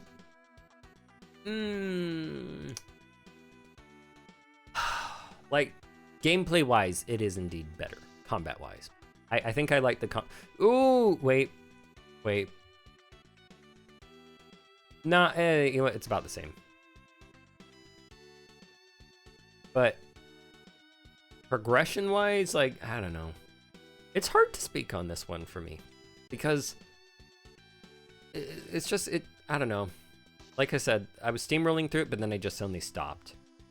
Then I came back and I stopped. And then I tried it again from the beginning, and then I found myself stopping more and more and more. So I was like, I don't know. I just wasn't really feeling it as much. Here's one thing I'll say. It definitely is more engaging than Final Fantasy 13. And not just combat, but its overall thing is trying to be more engaging than 13. And I think it succeeded at that personally. But there's just something that I just can't really put it above or below 13 and enjoy about it. And it's probably just a me thing. It's probably just not my cup of tea. So I won't say too much more about that one. Lightning Returns, though, I have a lot of experience with. And this game works like Valkyrie Profile because you're on like a time limit and you have to do stuff out of the day. Now, Valkyrie Profile is like, okay, every time you do something, that is 1 or 2 or 3 days. Here, you're actually on a real, actual ass time limit that can be frozen and frozen and frozen. Like you can freeze time, and so that you have more time to do things, and then you realize you have too much time. So that's the funny part. Even though you're on a time limit, it might freak people out, but guess what? You actually have too much time because all you have to do is fight. Well, I mean, you're gonna fight whether you want to or not most of the time, but you actually have more time than you really believe. And anytime you do fight, you get AP back. You use that AP, spend it to freeze time, and you move along, fight battles, etc. And battles can go quick once you know what you're doing. Holy smokes, battles can go pretty fast. I liked the combat personally. I liked the combat, and that's why we have Remake. Believe it or not, Remake is the way it is to everyone's benefit, or what's the opposite of benefit? To everyone's whatever. I can't think of words, but whether or not it's to everyone's benefit, we have Remake because of Lightning Returns. However, I can't, playing the game multiple times and like, starting fresh on the third time. It's like,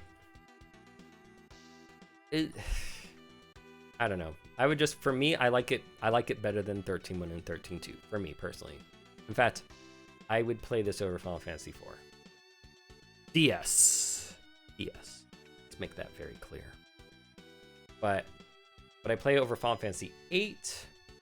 See, this is the weird part. Like I said, 8 can be good the first time. I think there's a lot of good there and there's a lot of bad. That's why it's like, it's going to be the thing separating. Maybe it actually belongs in It's Alright. Now I don't even know. This and this are confusing for me, okay? But this is tough. Because it's okay to be It's Alright. Like I said, these can still be fun. But, like, see, meh, I can't even, right? For me, I just can't. But other people can enjoy it. There's people who enjoy Final Fantasy 3 DS. I have 2 friends who really enjoy it. But me, nah. And then ... yeah, we're not going there. But this is not definitely everyone's cup of tea. For sure. Because it's an action RPG. But I like the customization. I liked that part.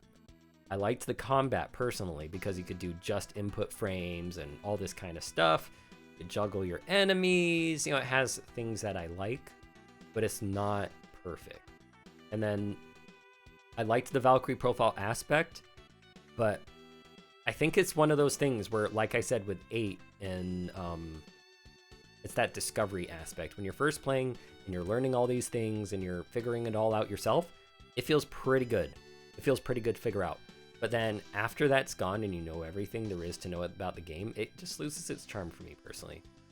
So that's kind of how I feel about it. Story is actually not even... Actually, yeah, I think another big thing holding this back versus 8 is the story. There's some interesting aspects that happen in the story. It has a lot of lows and it has a lot of highs, but Lagoon is awesome. But Lightning Returns, I'm not going to say much. Okay, Final Fantasy Agito. Oh wait, this is Agito Online, I think. Okay, so actually let's put this over here. So, Final Fantasy... you know what? Actually, no, this belongs here. I've played more of this than I have Tactics, but I don't think I could give an opinion on this yet. I think it's okay for the most part. I don't think it's bad.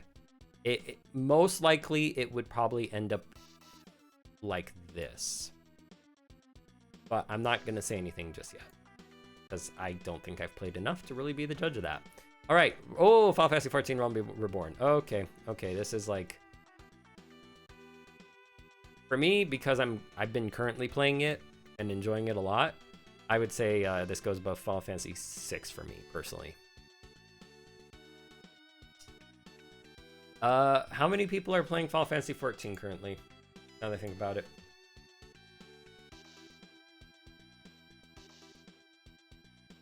Uh, 35.8 million subscribers, and daily players are 3.4 million. So I'm just going to assume everyone knows what this is. I'm going to assume everyone knows what Final Fantasy 14 is, and they love it. So yeah, I'll just leave it there. I don't think I need to say much for Final Fantasy 14. It's good. It's really good, in my opinion. It has the job class system. It has great music. It has a lot of fan service. It's got a good story. Got actually, and it's also got, I mean, in my experience, it's got some pretty friendly people. So, you know, that's what I could say about it. Wow, it is hot. It is really hot. Oh boy. All right, moving on. Oh, hello, Final Fantasy 15. What will I say about you? Oh my god. I mean, I'm sure some people have already grabbed their pitchforks, but they're really gonna grab their pitchforks now. Okay. Final Fantasy 15. Well, let's first talk about it, right? Final Fantasy 15, if you only played numbered titles, this would be your first action RPG Final Fantasy. If you missed Lightning Returns, if you missed Crisis Core, Dirge of Cerberus, this would be your literal first action RPG fantasy. For a lot of people, they were like, oh no, is this the direction Final Fantasy is going in? Yes, it is. So, with that in mind, now, like I said, I have a huge background in Devil May Cry. I have a huge background in fighting games. So, did I enjoy it more than Lightning Returns? Let's first answer that question. Yes, I did. I enjoyed it way more than Lightning Returns. I was like, okay, now we're getting into some real gameplay here. Did I enjoy it more than 8? Story-wise, now, the story is not perfect. The story is not perfect. And that's because the development team got switched around. They didn't have the original story. They had to interpret what the heck was going on in whoever's mind. Yeah. So, whatever was going on with Noctis and Lunafreya, who is Lunafreya? At which point you're playing the game, you're still wondering who the heck, what is a Lunafreya, right? They're telling you what she is, but I'm not seeing it. However, you know what you did see a lot of? Now, as I've told you, Fudanshi, well, I'm not a Fudanshi, but I love Boys Love, I love Yaoi, but I'm not Rodden. Not Rodden. But gosh damn, did they make me ship the heck out of Ignis and, was it Ignis and Noctis, as well as Prompto and Noctis? There was so much damn bromance. There was some stuff in there, okay? You know, there was even them talking about showing Prompto a good time at, you know, while they were at Golden Key, okay? So, like, I'm just saying, yeah, the bromances, But, and honestly, it did get me emotionally sometimes, and that was, once again, what was going on between the 4 characters. So, it nailed some aspects. There were some aspects that were great there. But, and then, like, I would say, okay, smoothness of controls. Well, hey, some people were able to hold circle to win. That's a thing that went around on forums and stuff, right? Hold circle to win. Oh, you only just need to hold circle to win. Well, if you only need to hold circle to win, then the gameplay ought to be good enough, right? It's not, you know, kind of stiff and a little bit janky like Crisis Core, right? Certainly not Lightning Returns. That means it's smooth. To a degree. To a degree. Okay? Let's make that clear. I think Final Fantasy VII Remake, way better in terms of game. Way smoother. But it's smooth enough that you could just hold circle and win, apparently. And then you could hold square, just block everything. Or dodge, right? In terms of gameplay, how I felt, now, I didn't even know about hold circle to win. Now, I played Devil May Cry. So, I was doing frame perfect stuff. I was, you know, I was trying directional moves, which, by the way, is a thing in this game, if you didn't know. If you try directional move, like if you hold left or right while attacking an enemy with the sword or the spear, Noctis will do completely different stuff you've probably never seen. He will literally, like, flip attack into the air and do all sorts of cool, crazy stuff. And then the game got better as it went with time. We got to literally switch characters. You could play as Ignis, who played very different, and he had some fun stuff going on. You got to play Prompto, who turns into a third-person shooter. Yeah. And then you had Gladio, who, holy smokes, you know, he plays pretty well, right? I need a drink of water. So, I know lots of people are grabbing their pitchforks right now, but story-wise, it was about the journey. And yeah, they definitely wanted to make it about the journey. Prompto taking pictures automatically, and then every time you go to an inn to get your experience and all that stuff, you see your pictures. You're making your journey.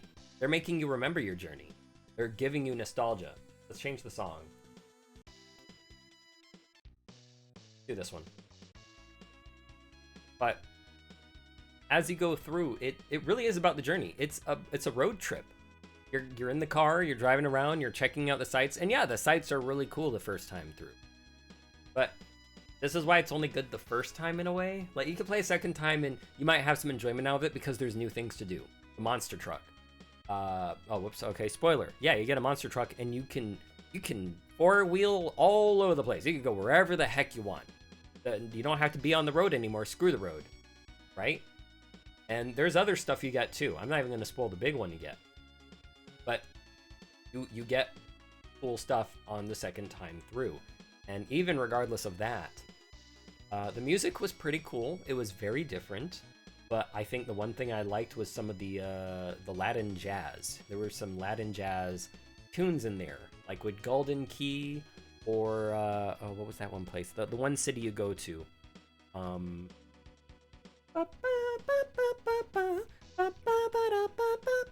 You know, that one. I like that song so damn much.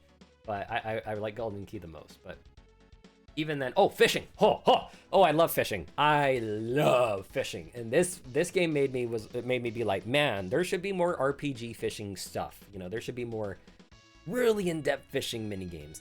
And yeah, there were some interesting little things here and there. Like I said, some of the additions they added, like the Final Fantasy 14 stuff and everything, it was interesting. The stealth parts were kind of whatever to me, but not that there was many, thank goodness. It wasn't many, right? Forgot. But I don't think it's bad. Here's one thing I will say. I don't think it's a bad Final Fantasy at all. For some people who don't like action RPGs, though, maybe it might not be. But one thing I will say is, is the first quote in the beginning. a Final Fantasy for beginners and veterans, or whatever it was they said.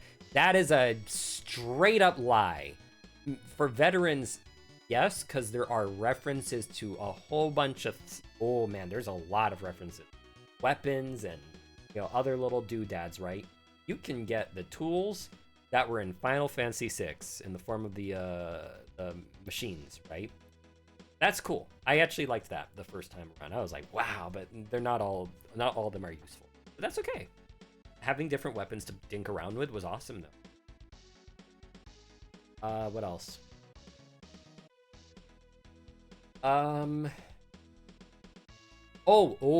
Here's one thing I would also put against it, though. The dungeons. Some dungeons were cool, some dungeons were not. But hearing that goddamn dungeon music, like on the piano, and hearing that every goddamn time, I was pissed by the end of it. I actually started hating that song. I didn't want to hear it anymore. And I can't remember if you could even play your own songs. That you kind of have like I think that was only in the car where you could listen to music from other Final Fantasy games. But yeah, not all the dungeons are created equal, but there were a few good ones, but one of the hidden ones was awesome. And then there was that dungeon, challenge dungeon. Ooh, I'm not gonna talk about that one. It did something furious to me. Give me something furious. But I still think it's I don't know.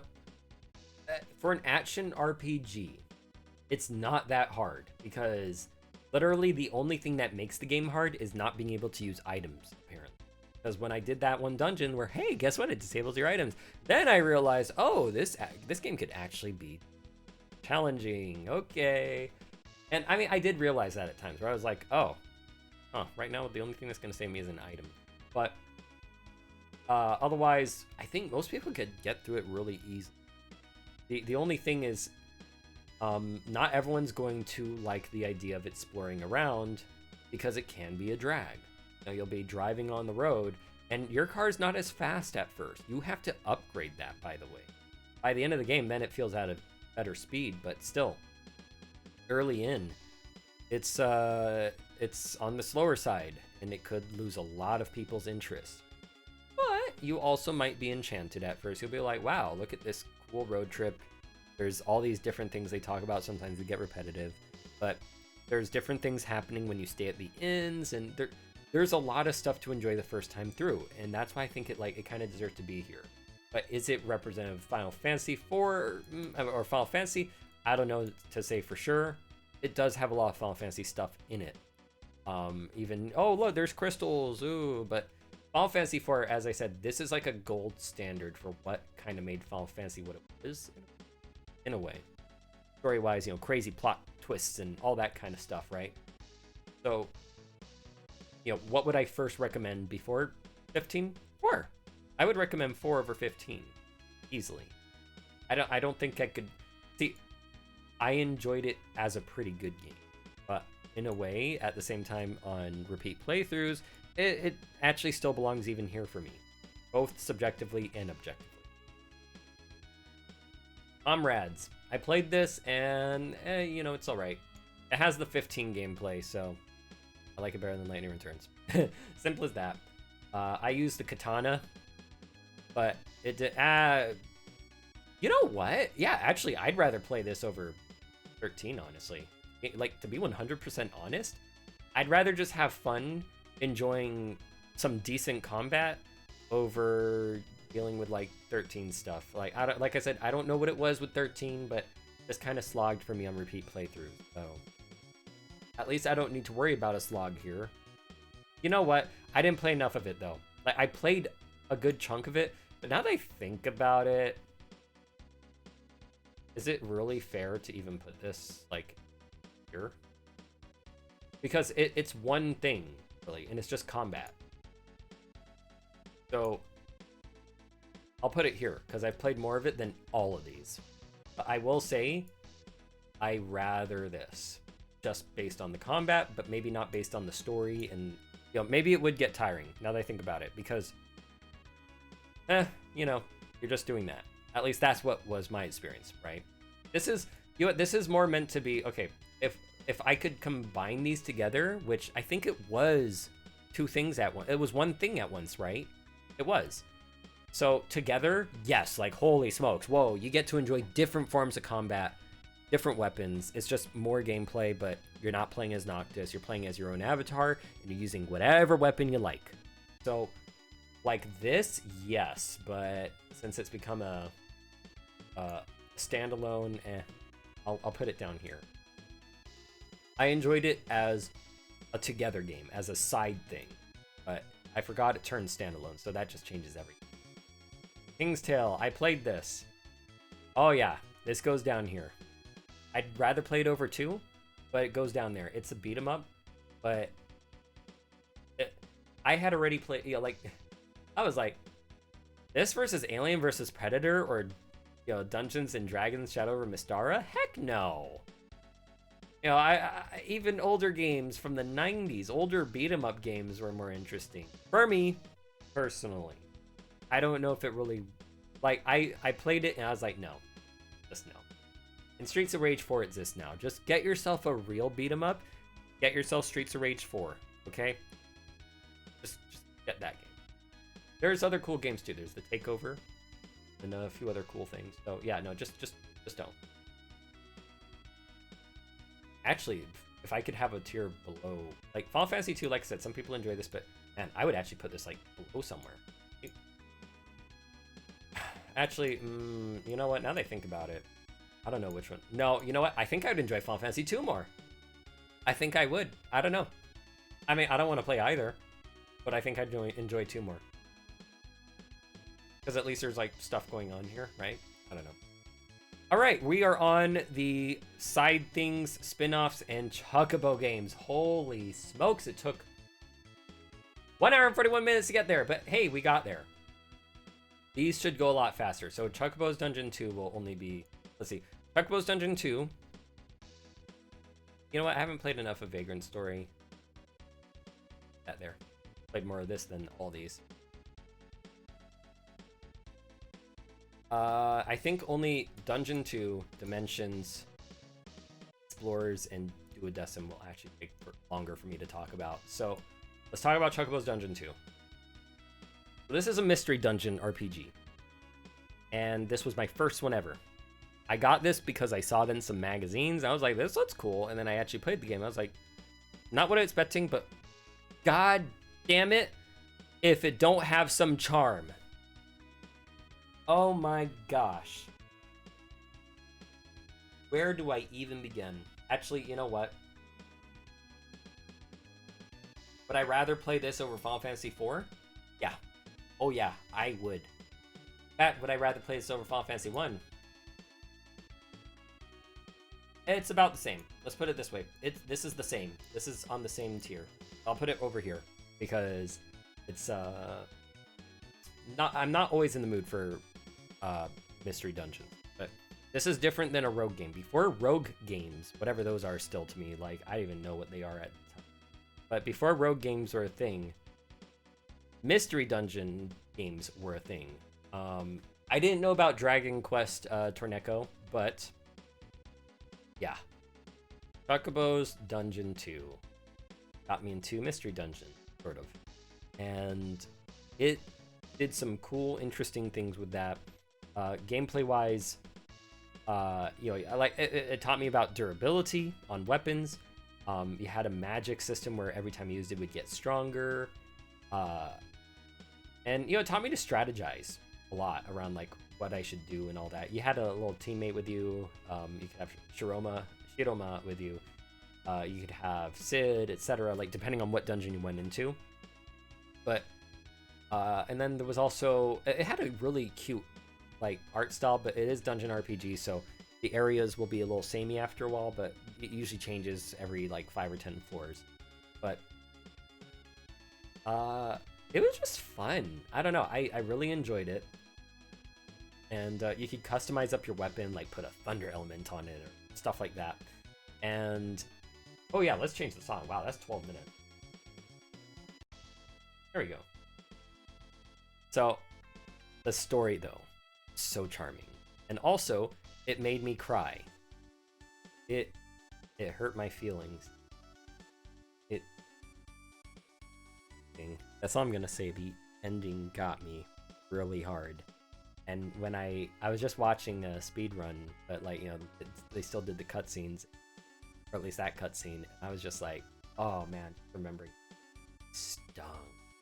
But it's a pretty good game otherwise. I think as a first mystery dungeon game, like I don't even know what would be a good introduction to mystery dungeon games, but for me this was a good one, in my opinion. I don't know, I kind of figured it out, right?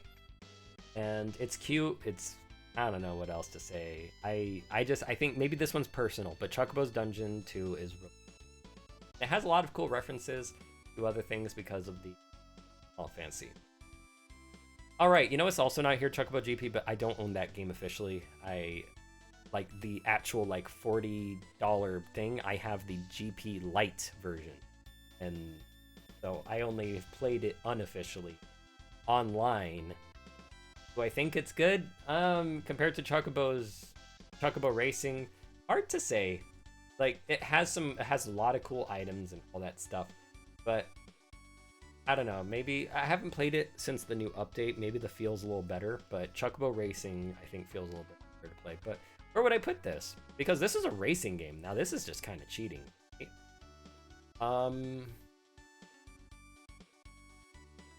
Well, you know what? I'd rather play it than all these. I don't think it's bad at all. Like, it's fun. I intend... What was it? If you remember Adam on my YouTube, you know, he'll be visiting personally, and we're gonna play this game. So maybe I might backpedal on this opinion. Or I hope we get to play this game. But it does have like, imagine if Mario Kart had a story mode and allowed you to change up how your character's racing works. You could get like, you know, you have a boost thing besides, you know, whatever items you'd get. The magic system was interesting too, how it worked. Like stock up different magic, but it also, you know, where you could have really good turning, where you could use the float ability so that terrain wouldn't affect you, and you know, all these cool little things, right? You got like 8 different abilities. And there was even a lot of hidden characters. It was Aya Brea from Parasite Eve in her police car. It was Squall. There was Galbadia Garden. I mean, yeah, Galbadia Garden was there, I think. Was it Galbadia Garden? I don't remember. I think, was Cloud in the game also? But even then, I think it's actually pretty good. But it's so... the story's like, whatever. You know, it's there as a tutorial, really. But... and an unlocker. It's there as a story, as a tutorial and an unlocker for things, but this is a weird one to rate because it's a racing. Don't feel fair. But would I rather play it over these ones? Yes. And like, I would rather play this than replay 13 Lightning Return. They're just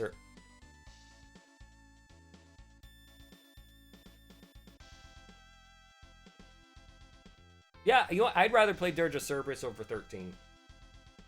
Yeah. Because at least with Dirge of Cerberus, you get right into the action. You just get right into it. No matter how good or bad it is, I don't know. See, now I'm just saying that Lightning... and I'm saying 13 has bad combat, apparently. But no, it doesn't. It's more some of the other aspects for me. I'm like, I don't know. It's just, like I said, it's a little slow. I don't know what I'm trying to describe. It's weird. But, I don't know. I just think about it. And I'm like, maybe I feel like playing Dirge of Cerberus. Like, if I just had to, right now, choose between any of these, I think I'd play Dirge of Cerberus right now. Would I play Lightning Returns over Dirge of Cerberus? Oh, that is the hardest thing. It's about even, because, you know, gameplay-wise, or battle-wise, Lightning Returns, but I don't know if I'd want to deal with all the other stuff. At which place Dirge of Cerberus is just a stage-to-stage affair. Much simpler and straightforward. And if, like I said, I just played through the emulator where I can change the controls how I want. I could get the exact feel that I need. So, I don't know. So this is Chocobo Fables, Chocobo Dungeon. I'm just gonna say this is the everybody edition. I've played a good chunk into it. I haven't beat it, unfortunately. But I see it has a job class system, and the everybody edition lets you have an extra character or monsters with you. And I think that's such a, like, I think you were already sort of able to have that, but like even then it's so far improved over the original version B, which I do own. But this version on that I have on Switch is way better, and I like it. Yeah, I was really enjoying that. I was playing through a lot of it, but then I just suddenly stopped. I didn't stop because I wasn't enjoying it anymore either. So, I think it right now, like, not in terms of first time. I'm not saying this is a first time thing, but I would put it.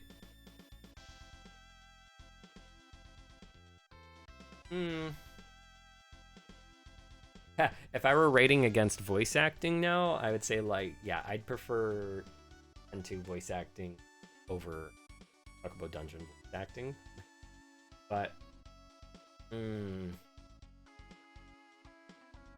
this is a tough one. Gameplay wise, like, I have no idea where I stand on this one, because I do like it. I think it was just something that hit just right. But I don't know what it is.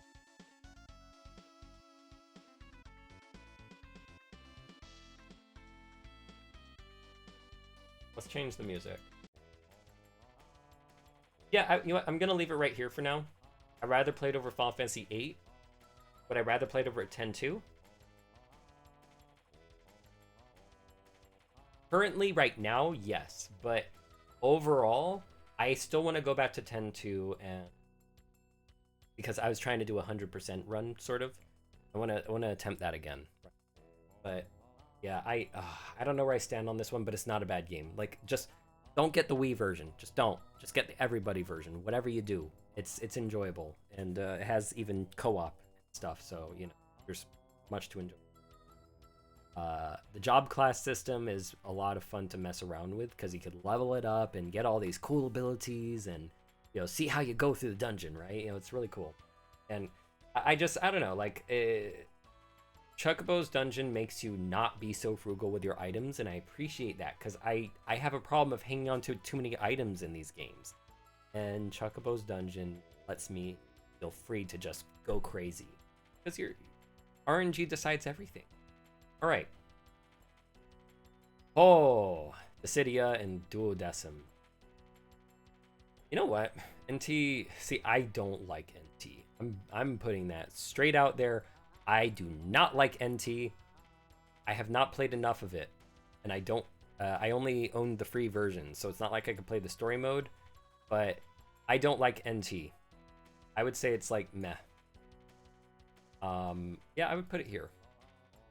You know what? No, I mean, I already got to enjoy what I needed to enjoy of it, because of the way the game works. You play the free-to-play version. That, yeah, you just kind of understand what you're in for, and I don't like it. I just felt it was too slow. I don't like. I know most people would be like, "Oh, but if they let you change moves, it wouldn't be balanced." There. Oh, Mortal Kombat 11 lets you change moves. Get out of here. Melty Blood lets you change moves. Get out of here. Forget about it. Yeah. I mean, if there's moves that should be banned, well, guess what? Mortal Kombat 11 lets you ban moves. Or not ban moves, but they have banned movesets. So, just saying. They could have done so much more. I feel like Dissidia NT suffered from the same problem that games that were made for esports suffer from, or fighting games. And I'm sure most people agree that when Street Fighter V came out, the lack of content was it spoke for itself with the sales. Okay, I don't care what anyone says. Street Fighter V spoke for itself with its lack of sales. Most people agree that not having content was a pretty bad move. So, because esports apparently. I feel, okay, I'll just put it out there. I feel like esports is an excuse to just do the bare minimum. Yes, you're focused on gameplay, but guess who actually brings in the sales? Not pure fighting gamers. casual fighting gamers, or even just casual gamers in general, are the ones who bring in the sales, okay? Want your game to sell, you gotta appreciate your casual community. Doesn't mean you need to dumb down the games. I like my fighting games. I grew up with those. Street Fighter 2 was my first fighting game, along with Tekken 3 and Virtua Fighter 2, all at the same time at the same arcade. Played that like 5-6 years old, and Dissidia NT is just the problem. Not only did Beast Fury made me just lose complete interest in fighting games, but the direction fighting games were going in made me lose interest, because I still liked playing competitively at the time, but I wanted to enjoy my game as well. I didn't want to just compete at it. I didn't want to just do versus mode, aka arcade, time attack, and survival. They're all just versus modes, okay? They're all just versus. It's the same. The time attack is no different than arcade mode. Maybe the opponents are all just hard, like on the higher difficulty, and okay, good, time limit. What the heck ever. I know I'm getting into a tangent about fighting games, but it's just versus. And when Tekken 3 and Tag and stuff actually, or, Tag 2 on the Wii U or whatever, like when they had things like Tekken Ball mode and other things to do, the Tekken Force mode in Tekken 3, Tekken 4, Street Fighter, even Street Fighter EX2 had like some little bonus things. EX3 even had the the Ace mode or whatever. Oh man, Soul freaking Calibur had stuff to do. 3 had a lot of stuff to do. 2 had the Weapon Master mode, where you weren't just in a versus match with the same exact, well, you just gotta lower their health to 0, that's it. No, sometimes there were extra gimmicks going on. There were wind blowing against you, or stuff is happening. There's just more. You have to, something that changes your strategy than what you would normally do, right? So Virtua Fighter 3 even, like, it's still just versus, but most people flacked on it because it had geography in its stages. Oh no, I mean, strategize around that stuff. Don't be a goddamn baby. I know I'm being mean, but get out of here. Oh my gosh, I'm ready for those pitchforks. I stand by my thing with fighting games. It's like, but balance. Yes, I 100% agree. But guess what? Akira Yuki's stage exists. Akira Yuki's stage exists, and that's flat with ring outs and even walls. So you get to play around, you get to eat your cake and have it. So be happy. But even then, well, actually, okay, look, there was more than that. There was the dodge. Okay, this is not about fighting games. God damn it. I distracted myself with that. But see, this also goes into Dissidia. This is why I like Dissidia. Okay, so first off, let me put Duodecim where I believe it is. I love it. I love Duodecim. And then Dissidia I loved, but then Duodecim happens. So, I would say here. So, oh my god. All right. Sorry, just to finish up with fighting games. Okay. I know what I said was harsh, but that's just how I feel about it.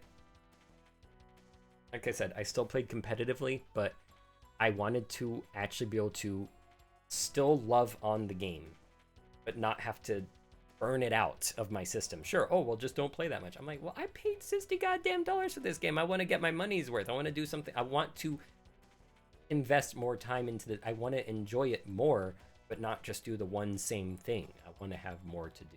I know that's asking a lot these days, apparently, but why did they do it then? Why put any of those modes in the past? And yeah, it's because we didn't have online, apparently. But once again, I think they could do better. And Street Fighter 6, it's doing it. Just saying. I think Street Fighter 6 is going to be good. I'm saying it right now. I think a lot of people can enjoy Street Fighter 6. And whatever. But that's why I like Dissidia and Duodecim. So, Final Fantasy Dissidia came out and it was kind of a Dragon Ball style fighting. Yeah, like it was like Tenkaichi, Dragon Ball Z Tenkaichi, where you get to go all over the place, fly around, and attack your enemies, and do all that sort of stuff. And the inspiration was Advent Children, right? And the reason I'm putting it here because I mean, one, duodecim exists, so there's not too much reason to go back to Dissidia, other than what the characters played like back then. And some characters were overpowered in Dissidia, and they got nerfed going into duodecim. Other characters got a little stronger, right? But the cool part was, like, I wouldn't say the story was amazing or nothing like that, but the story was kind of cool because you got to see how these characters would interact with each other. And while it was just like kind of cutscenes in Dissidia, Duodecim gave you a little bit more on the world map to have these characters talk with one another and all that, and other scenarios too. But for the most part, Dissidia was just it was a really fascinating experiment, and the gameplay was fun. The gameplay was admittedly fun. You got to have an RPG fighting game, and it had been such a long time since that had been done. Now maybe there was like one game out there that might have done it that I don't know of, but the only other game that I can ever think did RPG fighting game before the PSP was SD Hiryu no Ken Densetsu. That's the sequel, actually. Whoops. Flying Dragon on the 64, also known in Japan as Hiryu no Ken Twin. Flying Dragon on the 64 is an RPG fighting game where it's a fighting game with Smash Bros. Style controls for one of the modes and then normal, like, 3D game controls for the other mode. But that mode was traditional, the other mode, but there was an RPG mode essentially where whatever equipment you wore literally would decide how well you do at that battle, because if the opponent had better equipment than you were not gonna win no matter how good your skill is, because if they land a single hit on you, yeah, the damage you do to them versus what they do to you is a big difference. SD Hiryu no Ken Densetsu went too crazy with it, and I didn't even care, because I could make my character overpowered, they could make their character overpowered, and yeah, your RPG stuff could decide the battle. Now, Dissidia, yeah, that's kind of the same case. I remember I fought a friend who had it at my high school, and that's when I learned, wow, even though I thought I was wearing the best equipment possible, it was all about the build. And he had the EI build. And that was a build where essentially, like, you would get crits and all that, and if there was a certain chance that would just instantly cause break to your character. I think that's how it worked. And I was so pissed because I couldn't even beat him. But once again, that customization is there if you want it, and if you just, like, agree to it, which he did, you can just ban that. You could be like, okay, let's have a real match. Let's see how good you really are. It was even an arcade mode introduced in Duodecim. Like, there was a lot of content, okay? There was so much content, and it was just a lot of fun to customize your characters. You were able to make builds for this game. And being able to level up and get stronger in the story mode, being able to change out moves. Some characters had more moves than you could even imagine. Like, there were some characters where they had all the moves they needed. Like, they only had 4 brave attacks, but the whole point was to play around with that because you could do some other crazy gimmicks with it. But then there were some characters where they had like 6 extra moves beyond the 3 that they have for, like, grounded and aerial brave attacks and HP attacks. The game kind of functioned like that, where you would attack with brave attacks, and that would do bravery damage. It would lower the opponent's bravery, and it would give you more points to eventually completely dish it all out with an HP attack. So if you attacked enough times, you do 10 damage, 10 damage, 10 damage, you would have 30 bravery points, and they would have 30 less, right? And if you broke them down to 0, you would get whatever stage bravery, like this number that's just kind of there in the middle screen, you would get those amount of points and it would be added to you. So suddenly it goes from like 300 to 1,300. And then when you do an HP attack, boom, 1,300 damage to your opponent, right? Oh, it was a lot of fun. And like I said, there was a lot of customization. The graphics were pretty good. The voice acting was pretty... I personally think the voice acting was good. I liked the voice actors. Kefka was excellent. Laguna was great. Laguna was so fitting. Then you had Cloud and you had Sephiroth. Sephiroth. Oh. But yeah, it was a lot of fun. I love Duodecim, and I encourage anyone to find any way to play Duodecim. Just find a way to play it. We'll love it. Just there might be a learning curve, but I think it's because you can always RPG your way through. You can always just level up, grind, get some equipment, and win. That's all you got to do. There's even the shopping system and all this stuff. Great games. Music. There was music remixes for the songs in there too. I'll be honest, actually. Okay, so see, I was talking all good about the gameplay and all this stuff. Some stages were kind of annoying. They had stage gimmicks and they were just annoying to put up with. So when I was like, oh no, I gotta fight on this stage, I would just try to stay at a very specific spot to fight the enemy, because it just felt too dangerous to go into the out of bounds areas or the trap zones. But the music remixes, I didn't care for much. There were some in there where I was like, blah, I don't like it, But it was a fun game overall. You really got that game. All right. Oh man.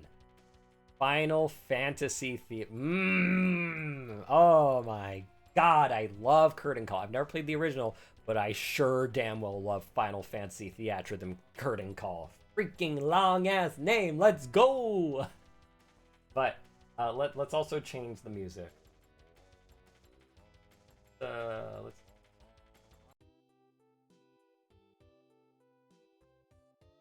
Anyone hear that?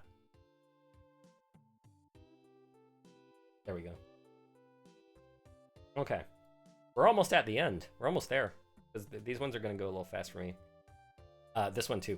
Final Fantasy Theatrhythm Curtain Call is an RPG rhythm game. It is not just a rhythm game. It is an RPG rhythm game. Meaning your characters can get stronger. You can equip abilities that act as passives or triggers, where it's like, oh, if you get 8 greats in a row, they will do a big strong attack against the boss. There's enemies and bosses that appear on certain songs, and you can get more items and all these things from the bosses to use in preparation for battles, like pre-items or etc. Things to even make your characters stronger, cards to upgrade your character's stats. So if you had high attack power, you could kill off more monsters, level up your characters. You had characters that could heal, characters that could cast magic, and that would trigger in different ways. You had characters who could make it so you could avoid attacks. If you missed 3 times, oh, they would trigger a counterattack or something weird like that. There was so many different ways to play. You didn't have to do any, when you leveled up enough, literally you could get a certain team of characters. Wait, what happened to music? Oh, this one's not repeating. I don't hear anything. Let's try a different thing of music. Let's do this one. There we go. Yeah, I like this one. So yeah, it has a lot of the songs, it has a lot of base game without DLC. It's good. It's really good. And even with the DLC, if you want to splurge a little and get certain songs you want, yeah, there's some good stuff. But otherwise, just the fact that you were able, you had an HP meter that was that dictated oh, if you miss, you lose HP. But you can literally make a build, a team of characters where you don't press a single thing and you still get through the stage because you don't lose your HP. And it was for grinding. Or you can make a complete counterattack based party for killing monsters, grinding monsters. And there were different types of rhythm games. Like I said, there was one where you kill monsters and there's a 4-track lane and you have to what was it? Click the point, click or drag or whatever for whatever points. But then there were the travel-based rhythm songs where it would take a world map theme and you would pretty much just be running across the map, and the whole point was to use certain characters that had abilities to make the character run faster, and stuff like that so that you could get more rewards at the end. Little things like that. And then you had a third one where it was FMV based, and it would move around kind of like OS or Elite Beat agents. And that one had its own like strategy. I never played those ones as much though, but it's a really fun game. If you like collecting characters, leveling them up, and seeing what kind of ways to get more stuff, like if you like Final Fantasy music, first off, then get it. But if you also like more to your rhythm game, if you want to have a hybrid RPG rhythm game, you must get it. Absolutely. It is great. And it's a good price too. Like for what you get, it's good. It is. You'll play this game for hours. It even has multiplayer. Play it while you can before Nintendo pulls some whatever, you know. Yeah, just play it. Play the multiplayer while you can. It's pretty competitive and crazy. If you play on the hardest difficult, like if you play on the easier difficulties, they'll like do things to throw you off. But if you play on the harder difficulty, they don't do that. All right, World of Final Fantasy. So I've played some ways into this game. I would say it's like. Now I know you could New Game Plus. I haven't beaten it yet, but I've played a good chunk of it. Let me drink some water. So this was made for classic Final Fantasy fan. But it's also Pokemon, but harder. Yeah, it's Pokemon, but harder. It embraces the Final Fantasy classic stuff, you know, magic, elemental weakness, that kind of stuff. But if you want to catch monsters in this game, you have to beat them, you have to bring them to a certain point of HP, or you have to do very specific things where it's like, oh, you need to topple the enemy and then cast fire. I don't know, just there were some weird things you had to do to get some of the monsters in the game. That is one thing that I feel that holds it back a lot. The other part is I get sleepy when I play this game. I can only go so far before I start falling asleep with this game. It's just such a comfort game. Like, it is so comfy. The graphics are beautiful. The music is beautiful. The graphics are also comfy, and it makes me fall asleep. The characters speak pretty gently too, honestly, in a way. Yeah, like, it's a comfy game. It's comfy. It's cute and comfy. That's one thing I love. Oh, it's so adorable. You gotta see Cloud. Oh, it's so fucking cute. I want to pinch his cheeks, but yeah, okay. It's a really cute game. It's really comfy. It's not a bad game at all. I'd definitely play it over 50. I mean, because I'm still playing through it, but I'd play it over 15. Just to be honest. As a Final Fantasy fan, I'd play it over 15, but I have to get through way more of it. But it's not bad. I just don't think it's at least for the beginning. But I think it does get better though. From what I'm experiencing, I'm like, I think it's getting better, but it starts off interesting. Then you're like, kind of. Well, see, this is a me thing. I get sleepy when I play the game, so I'm just putting that out there. So, but I don't think it's that bad at all. Final Fantasy Explorers. Oh my god. So just a fun story to describe this one. I'll put this here. I prefer to play this over these ones down here, like any time of the day, anytime. So I was very on the fence with this one, right? Because I was like, well, you get to change classes and all this stuff, and you know, it looks like I don't know if you could do combos though. I was watching someone on stream, and he like figured out the game pretty fast. He's like, oh yeah, look, you could like, you know, I just unlocked this thing. Like, I can customize my skills, and I can make them cancel into each other. I was like, okay, I'm sold. So I went and bought the game from GameStop because I liked what I was seeing. It was Monster Hunter plus Final Fantasy, but not as weighty as Monster Hunter. And at first, I was like, I was playing Monster Hunter 4 a lot with. I had a group I was playing forever with Monster Hunter 4, but I was like, I'm kind of like, I hate that I'm so heavy and weighty in the game, right? And Final Fantasy Explorers looked like the exact opposite of that, which yeah, it kind of was. So I went to GameStop, picked up the game, came back. This guy was doing open invitations, and he had room. So when I got back, he invited me. We all played. We had a very good time, and I played with his group for a while, and I played with another group for a while. And yeah, it was a lot of fun. Musically, I was kind of okay with the game. Graphically, it actually looked pretty good for the 3DS, but it's not actually that good, believe it or not. Like, the monsters and all that are what the whole point of the game is, but stage design, you know, it's kind of flat. But even then, the big point of it customization. There's a lot of it.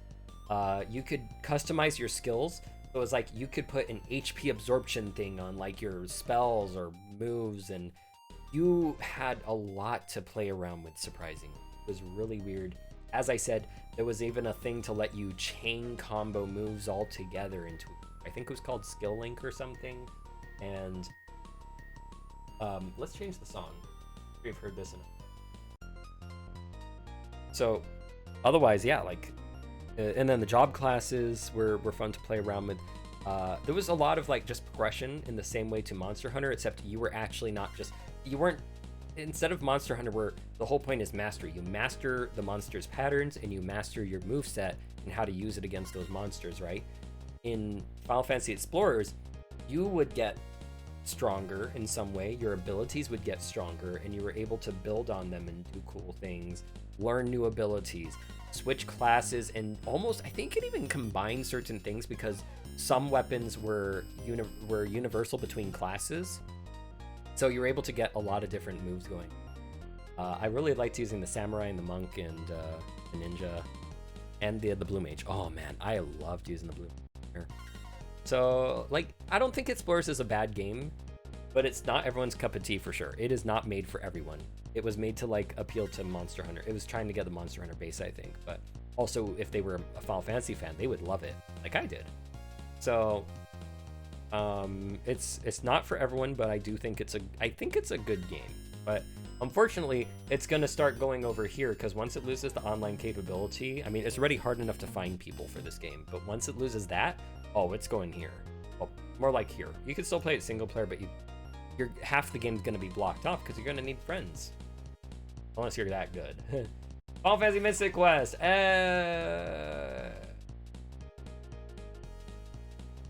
Yeah, I don't think I need to say much about it.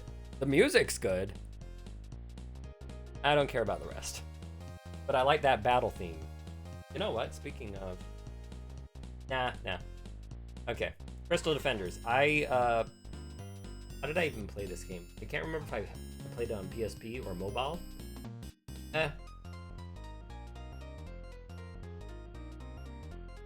It's a tower defense game, and you get job classes to do stuff with, but I don't remember much about it anymore, but I remember I did play it for a bit, and then I just kind of got tired of it. Final Fantasy Dimensions, though. Ooh, it's gonna be controversial. But it's a mobile game. Yeah, well, guess what? It's better than all these guys. Actually,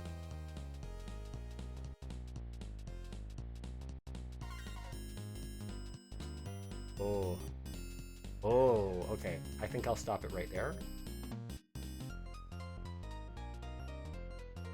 Maybe not. I don't know what's going on. It just keeps going up. So weird thing.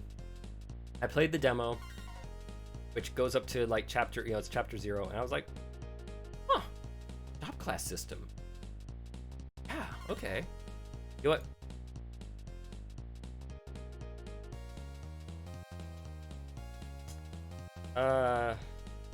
Okay. This made a big change. Okay, let's just make this clear. This made a really big change, and it might not be everyone's cup of tea, but anyone who's been with the series since the beginning would like Dimensions, because it is Final Fantasy V slightly expanded. Because like it took the class system and it works the same exact way, except you could also learn fusion abilities. So you were able to just do some extra cool little doodads, get even more hybridized, right? So, and there was funny moments. There were some funny, I don't know. It just feels like a Final Fantasy game. This feels like something that would have happened if they never went 3D. This feels like what would have happened if it remained 2D. That's how it feels. It's not a bad game. I enjoyed quite a lot of it. It's just a shame it's mobile, because I mean, which works. You're just, the only part I didn't like was the ATB system. They should have not used the ATB system for it, because inputs on the mobile screen are just, that was the only thing holding it back for me. I enjoyed the rest of the game. It was not bad, but I don't know. maybe, okay, just to be fair, maybe I would do this. Maybe I'd do this. I'll put it here. Okay, I'll put it here. Because it's really cool, but the only flaws are literally external. Technically, I think if you could play this via, I don't know if it's like if you could do it on an Android emulator or something, but this is worth trying, especially if you like Final Fantasy V or any job class system Final Fantasy. This is worth trying. Record Keeper. Oh my gosh, this I played this mobile game for years. It's actually coming to an end this year, but oh, this is gonna be so. This is where the pitchforks start coming in. I'm not even gonna say too much about it, but all I will say is,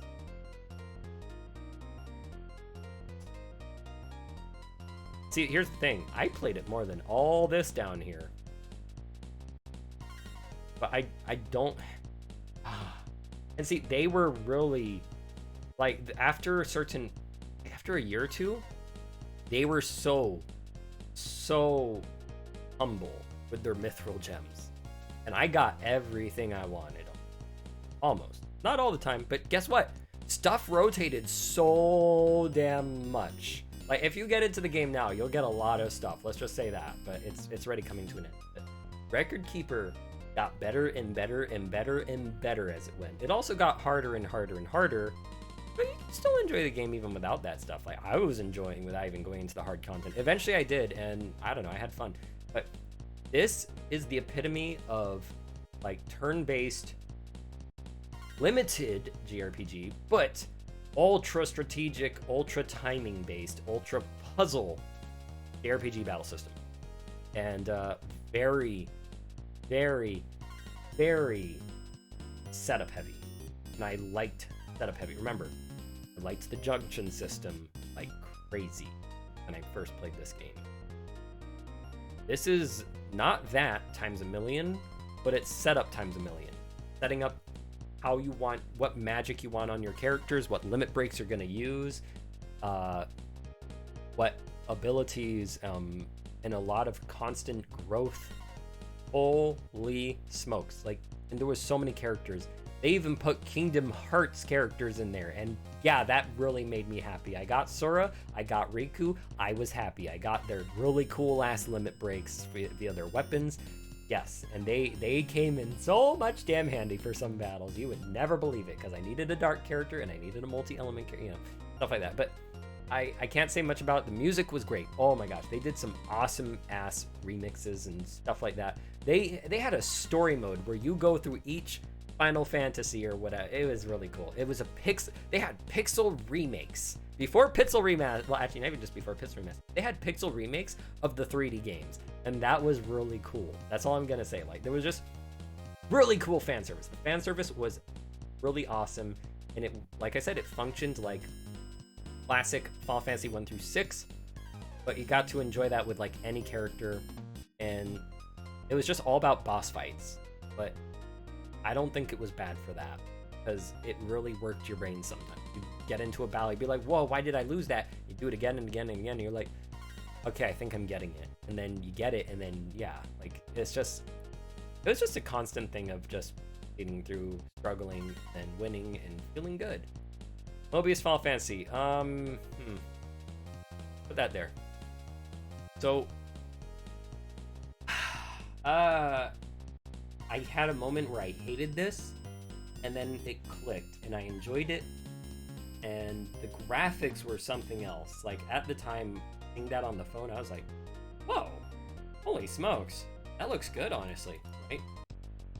It's minimal, but it was actually kind of cool, and once again, it had the same feel of this, but you only had the one character, and you did a lot of different job classes via that, and it was just a lot of strategizing per turn, and just trying to make the best out of combat. And yeah, like, I mean, like I said, it was a mobile game, and this one was very mobile, but it had interesting stuff, but I don't know. This one didn't click as much with me as my addiction to this game. I had an addiction, like, this was an actual, like, this was like alcohol or drugs for me, okay? This was a problem. I was like, I need to stop playing this game.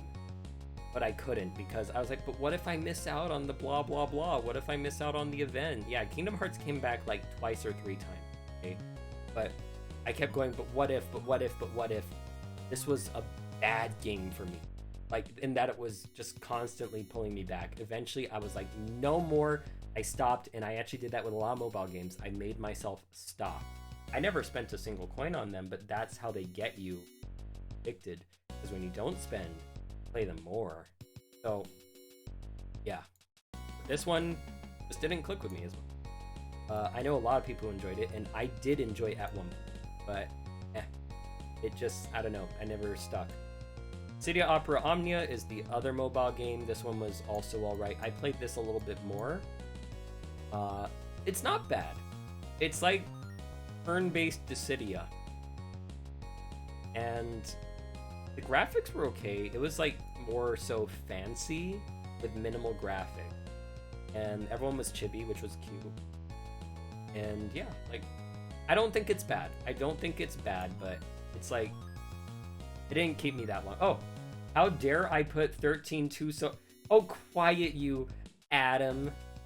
Yeah, we have Adam commenting in the chat. I was just talking about you, by the way, maybe an hour ago when I got to Chocobo Racing.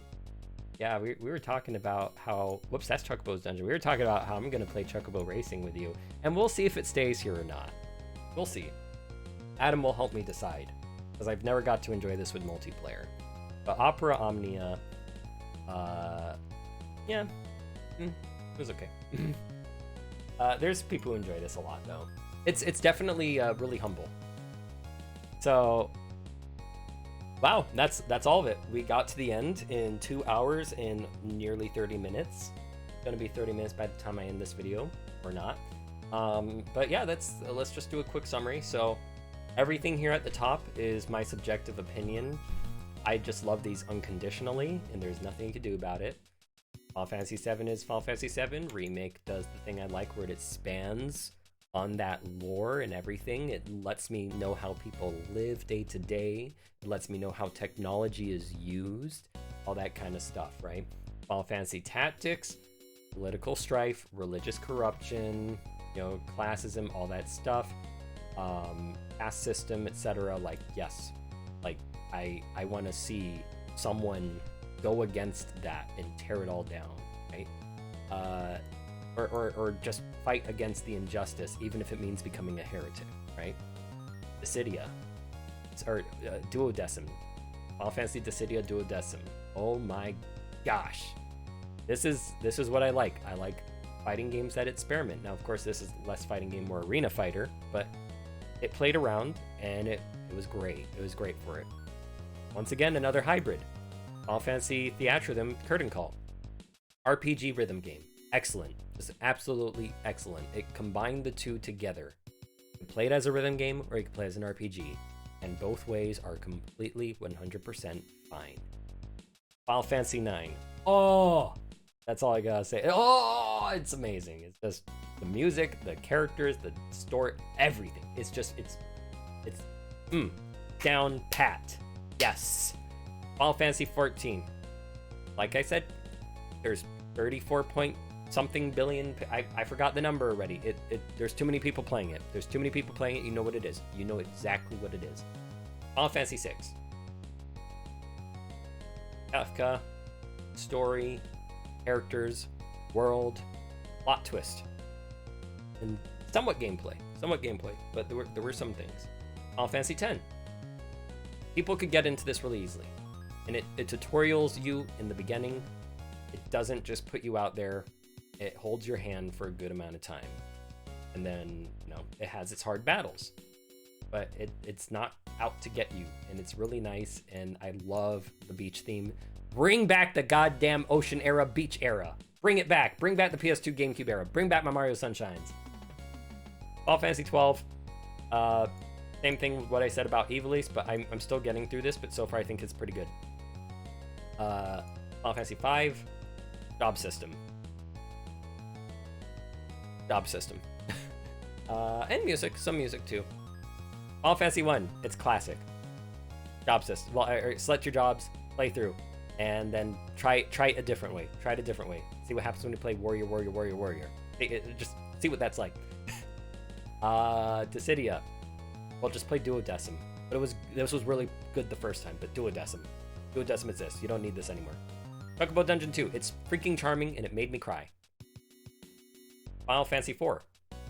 This is what defines Final Fantasy. Somewhat. Yeah, we're going over 2 minutes, 30 hours. Just summary sake. I mean, you could leave now. We're all done. We're all done. You've seen it all. But go ahead, leave. Bye. Bye. I'm just going to summarize. World of Final Fantasy. Pokemon Final Fantasy. Very comfy. I fall asleep when I play this game. But it's good. It's not bad. I don't think it's that bad. I don't know if I do a repeat playthrough, but yeah. Final Fantasy 15. Controversial. I like action RPGs though. I love my Devil May Cry, and I really enjoyed it the first time. I even enjoyed it the second time.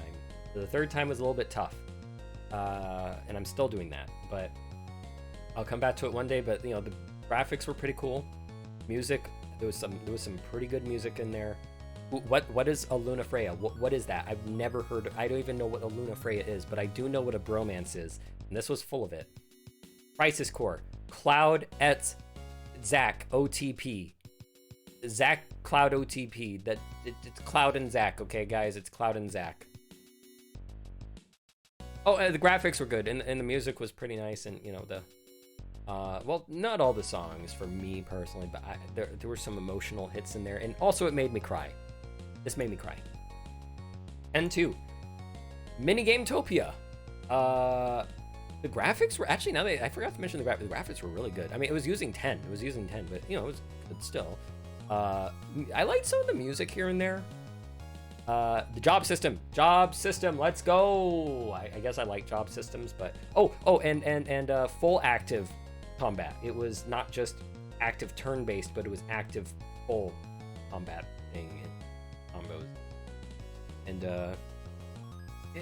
exploring and expanding on current lore. What are people doing? How are they living after exposure in this and that? Final Fantasy Dimensions. What the heck? A mobile game can be good and it could be normal? Well, that's because it's not free to play.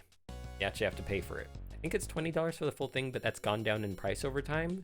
I got it when it was $20 for the whole thing. But hey, you got a full JRPG with a job system. Let's go. Okay, you get the point. Final Fantasy Fables Chocobo Dungeon, everybody version. While I have played the Wii version, the everybody version's better. It's Mystery Dungeon, but with a job class system. Yeah, I know, job class systems get me. But the voice acting, I don't know about the voice acting still. But I don't know, I think it's enjoyable. Oh, I forgot, the music remixes. Those are some good music remixes. But regardless, it's definitely enjoyable, but I still think Chocobo's Dungeon 2 is better. Final Fantasy VIII. Oh man. This is the hardest thing for me to talk about still besides 13. It's like I said, the first time through was just amazing, and then after that it just, I don't know. It's the discovery that's really cool, and after that it's just oh, the music. Let me change the music. Ooh, that's good. But yeah, Final Fantasy VIII. That discovery period was great, but then after that, once you've learned everything there is, once you've learned how to optimize and all that, and you play the game again, it just doesn't feel as fun for me anymore. And then characters were hit or miss. Laguna, though. Let's just say that. Final Fantasy VIII, Laguna. Enough words. Right, good music, and good graphics for the time. Holy smokes, those FMVs back in the day. But Final Fantasy IX, though, let's... But anyway, Chocobo Racing. I mean, I'd rather play it over these ones, but I will. This one, I'm just putting it here because I enjoyed it. I like the music. Story's okay, whatever. It's just tutorial, but I mean, it's like taking Mario Kart but doing a little bit more, also a little bit less at the same time. But yeah, at least you get straight to the game though. But Final Fantasy Explorers. I liked it. I thought it was cool. Monster Hunter Final Fantasy, but faster paced, somewhat. Maybe a little bit like, you only have a 3-hit combo or whatever. But, you had a lot of skills to use. You could customize those skills. There was a lot of customization in general. And you had a lot of job classes, and there was a lot of learning. And if you like growth and progression, you will love Final Fantasy Explorers. And, yeah, the customization part was great. Poison fire, let's go, right? So stuff like that. You could play around. Record Keeper. It was a very bad addiction. I have sobered up from Final Fantasy Record Keeper, and the service is ending anyway. But fan service galore, pixel fan service, and strategy pushed to the max for the turn-based RPG. Like, it was, you had limited options. You only got to have 2 abilities and whatever limit breaks you had, which could expand your options big time, but you still had to work with that and time everything. And yeah, it was really intense in some battles, but it was a very bad addiction. It was hard to let go. Lightning Returns. Now I put that over 13 because action RPG stuff. I liked that more, but story-wise, I'd put them all in the same tier for me. For some reason, I've come back to all 3 of them. I just couldn't stick with it. Urge of Cerberus. Why would I play this over these ones? Well, it kind of gets straight to it. It gets straight to the gameplay, and you could just pick up and play stage by stage. It's not that good of a game, but I don't know. I had fun with it, and maybe that's because I had played it with an emulator, because my laser disc reader died on my PS2. So, I just kind of, made the controls work the way I wanted it to. So I was able to enjoy it. Yeah, like, I would say I would cheat on that one, but I liked it, personally. Change the song.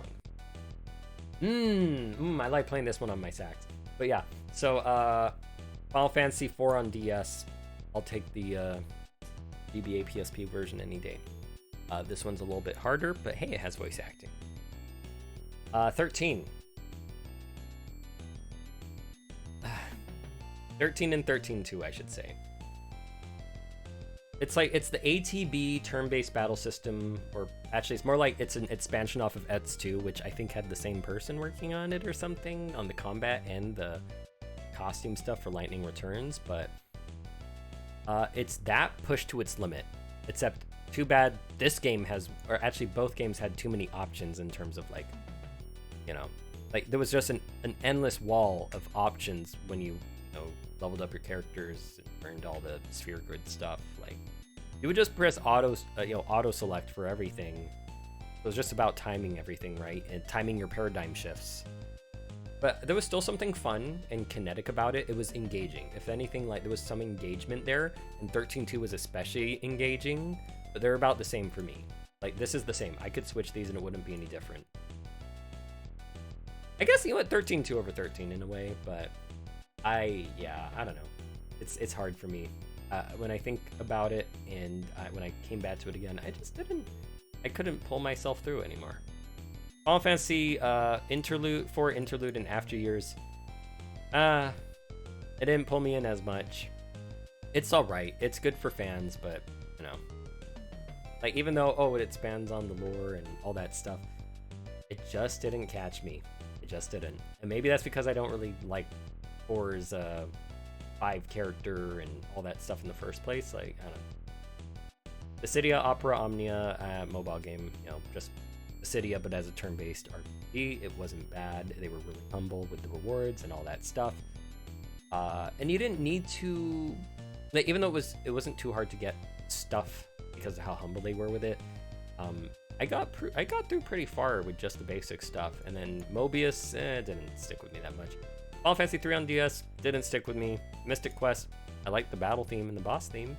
Crystal Defenders, I'm not gonna talk about Dissidia NT. Final Fantasy 2, no, I'm not gonna. And King's Tale, bleh. I'm sorry, but just bleh on this. Sprite work, okay, sure, but bleh. I just can't. I've been marred by good beat 'em ups, where I get to do combos and juggle combos, all that kind of stuff. And yeah, there we go. Oh my gosh, there. I have summarized. I've done everything. That is the end. Bye-bye. Oh my god. I need to turn on the fan. It is an oven in here. It is too hot. Oh, but if you made it this far, when you could have left earlier when I was summarizing, awesome. Cool. Thanks for, okay. For those of you who stayed. Vagrant story, deep story from what I've been playing so far. And really weird and interesting battle system, but also it's tough. It's really tough. That's why I haven't got through it yet. Comrades, 15 combat, but different weapons. Final Fantasy Type 0. It's an action RPG. I can't say much about it yet. It is dark though. Final Fantasy Advanced Tactics from what I played.